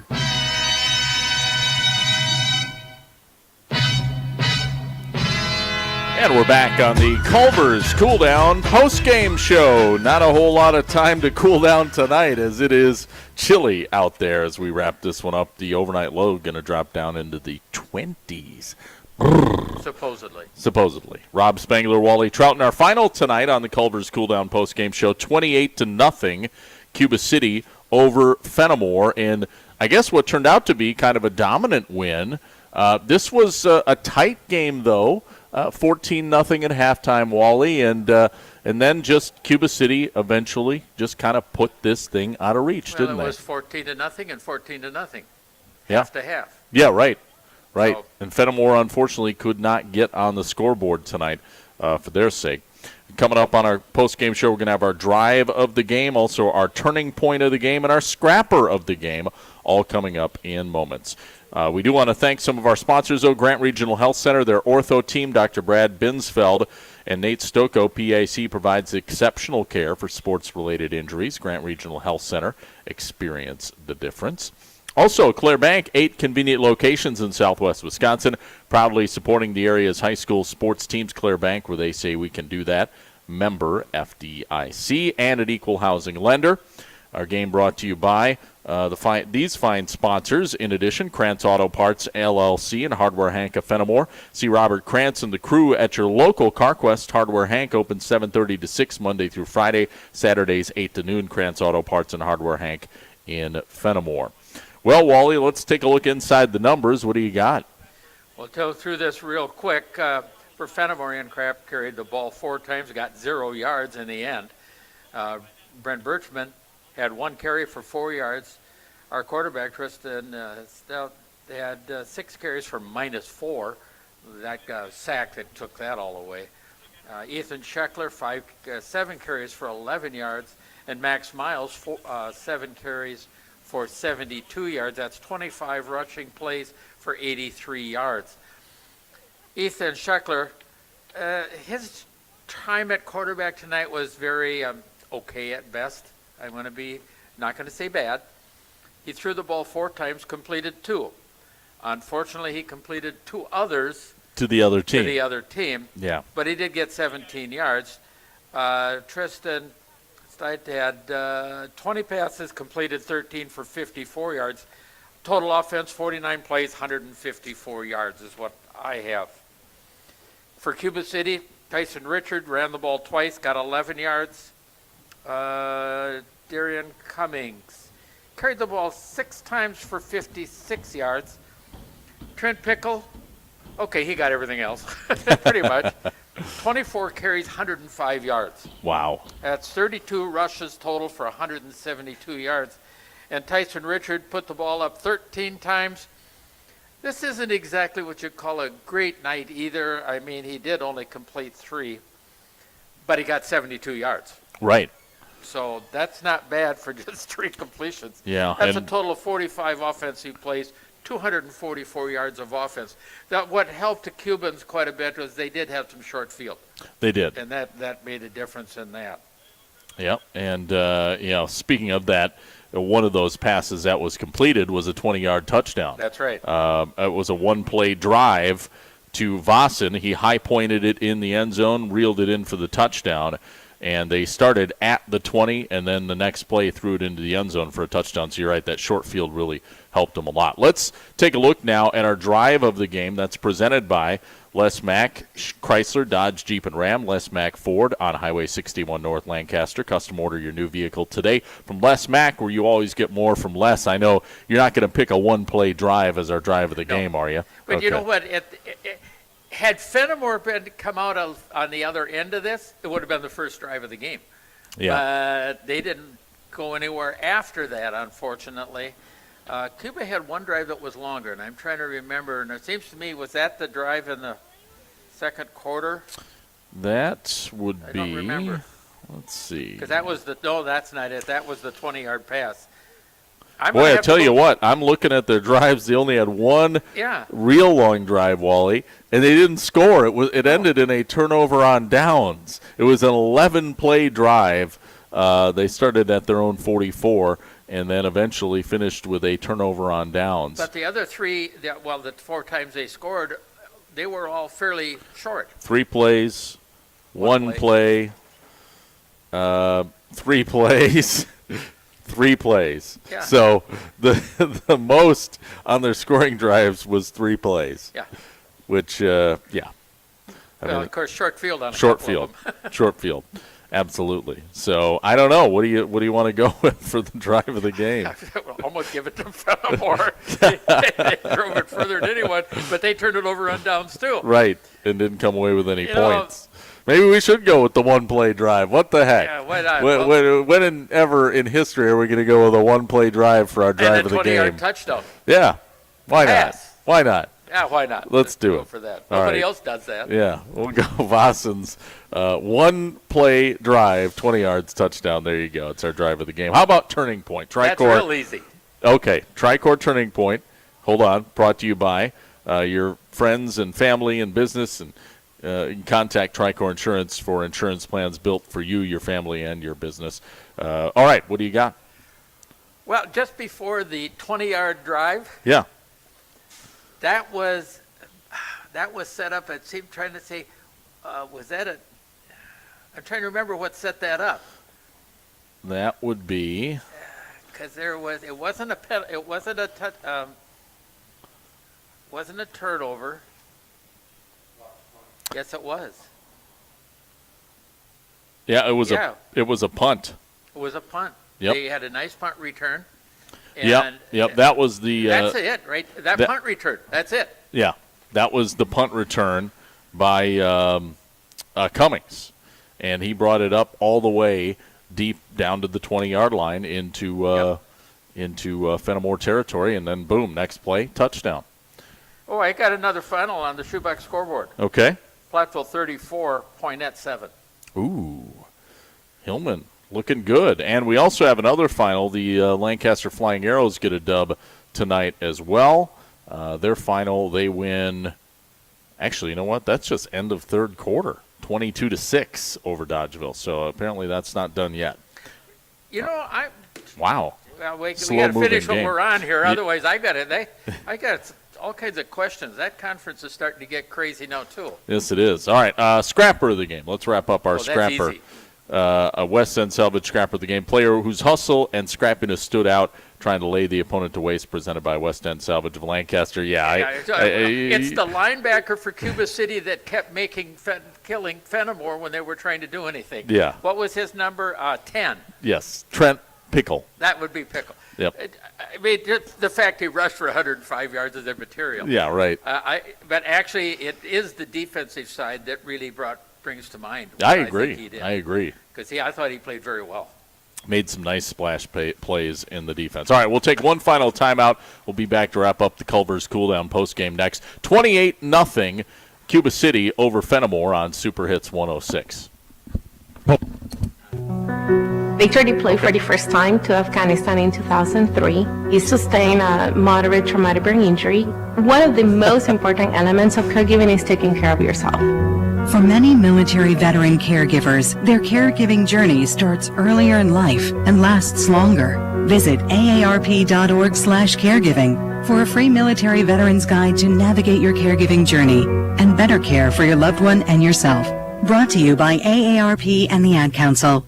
In honor of all those we've lost to cancer and those still fighting and thriving, like basketball analyst Dick Vitale. I want to beat cancer. I'm going to beat it. That's no doubt in my mind. I'm going to win this battle.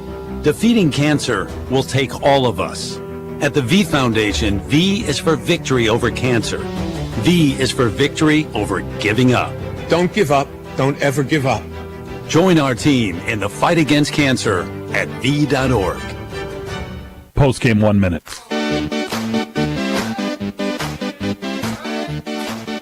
Final score tonight, 28-0. Cuba City over Fennimore from Cuba City High School. Rob Spengler in the Wolf Construction broadcast booth. We want to thank our sponsors, of course, bringing you the action. Our postgame show brought to you by Culver's. Locations in Dubuque, Galena, and Platteville. This is the Culver's Cool Down postgame show. Also, a reminder, Cuba City Fire Department, they invite you to their annual pancake breakfast, which is this Sunday, 7 to noon in Cuba City at the Fire and Rescue Building. Pancake, sausage, eggs, and more. Dine in or carry out from the Cuba City Fire Department. Their pancake breakfast this Sunday, 7 to noon. Hazi's Service and Towing in Montfort, your trusted friend for service and towing. Hazi Service and Towing in Montfort. Better equipment to better serve. Mound City Bank, total line of credit that allows you to use the equity in your home to do the things you want. Stop into Mound City Bank to apply. Offers subject to approval. Member FDIC and an equal housing lender. Learn more at moundcitybank.com. Myers Heating and Cooling, servicing Southwest Wisconsin since 1999. Myers Heating and Cooling, where they say, don't worry, we got this. And Community First Bank, serving you in Boscobel, Fennimore, Lancaster, Livingston, Muscadet, Platteville, and Prairie du Chien. First for you, member FDIC. And Anderson Weber Toyota in Dubuque, powering our audio stream. Anderson Weber Toyota, when you are ready.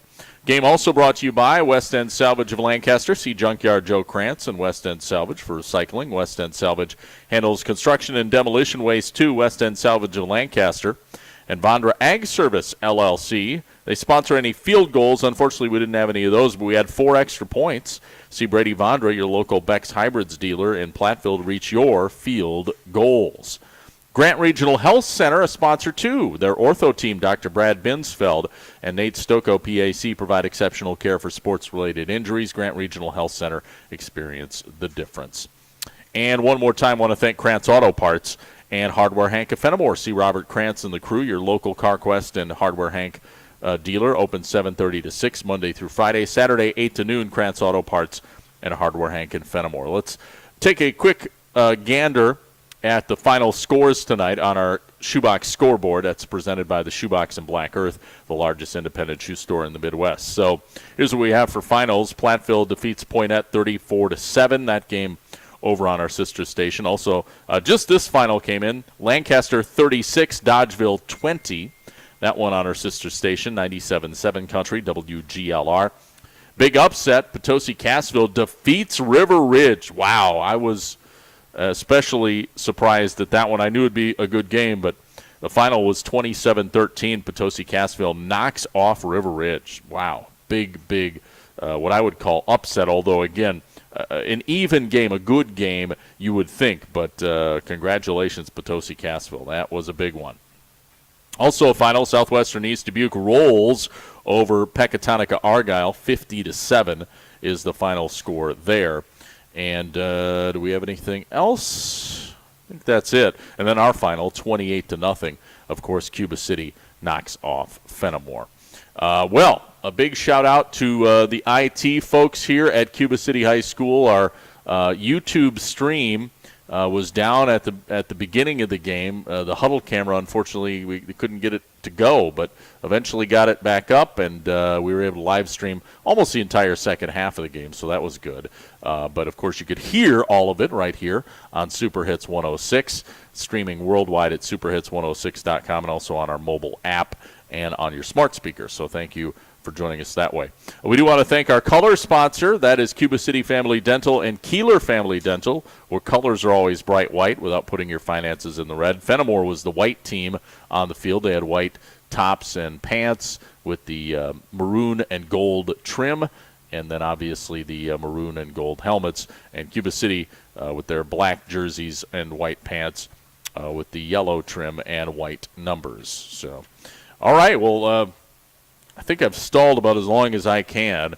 Wally, unfortunately, is indisposed at the moment. So, and I think you know what that means. I don't really need to tell you.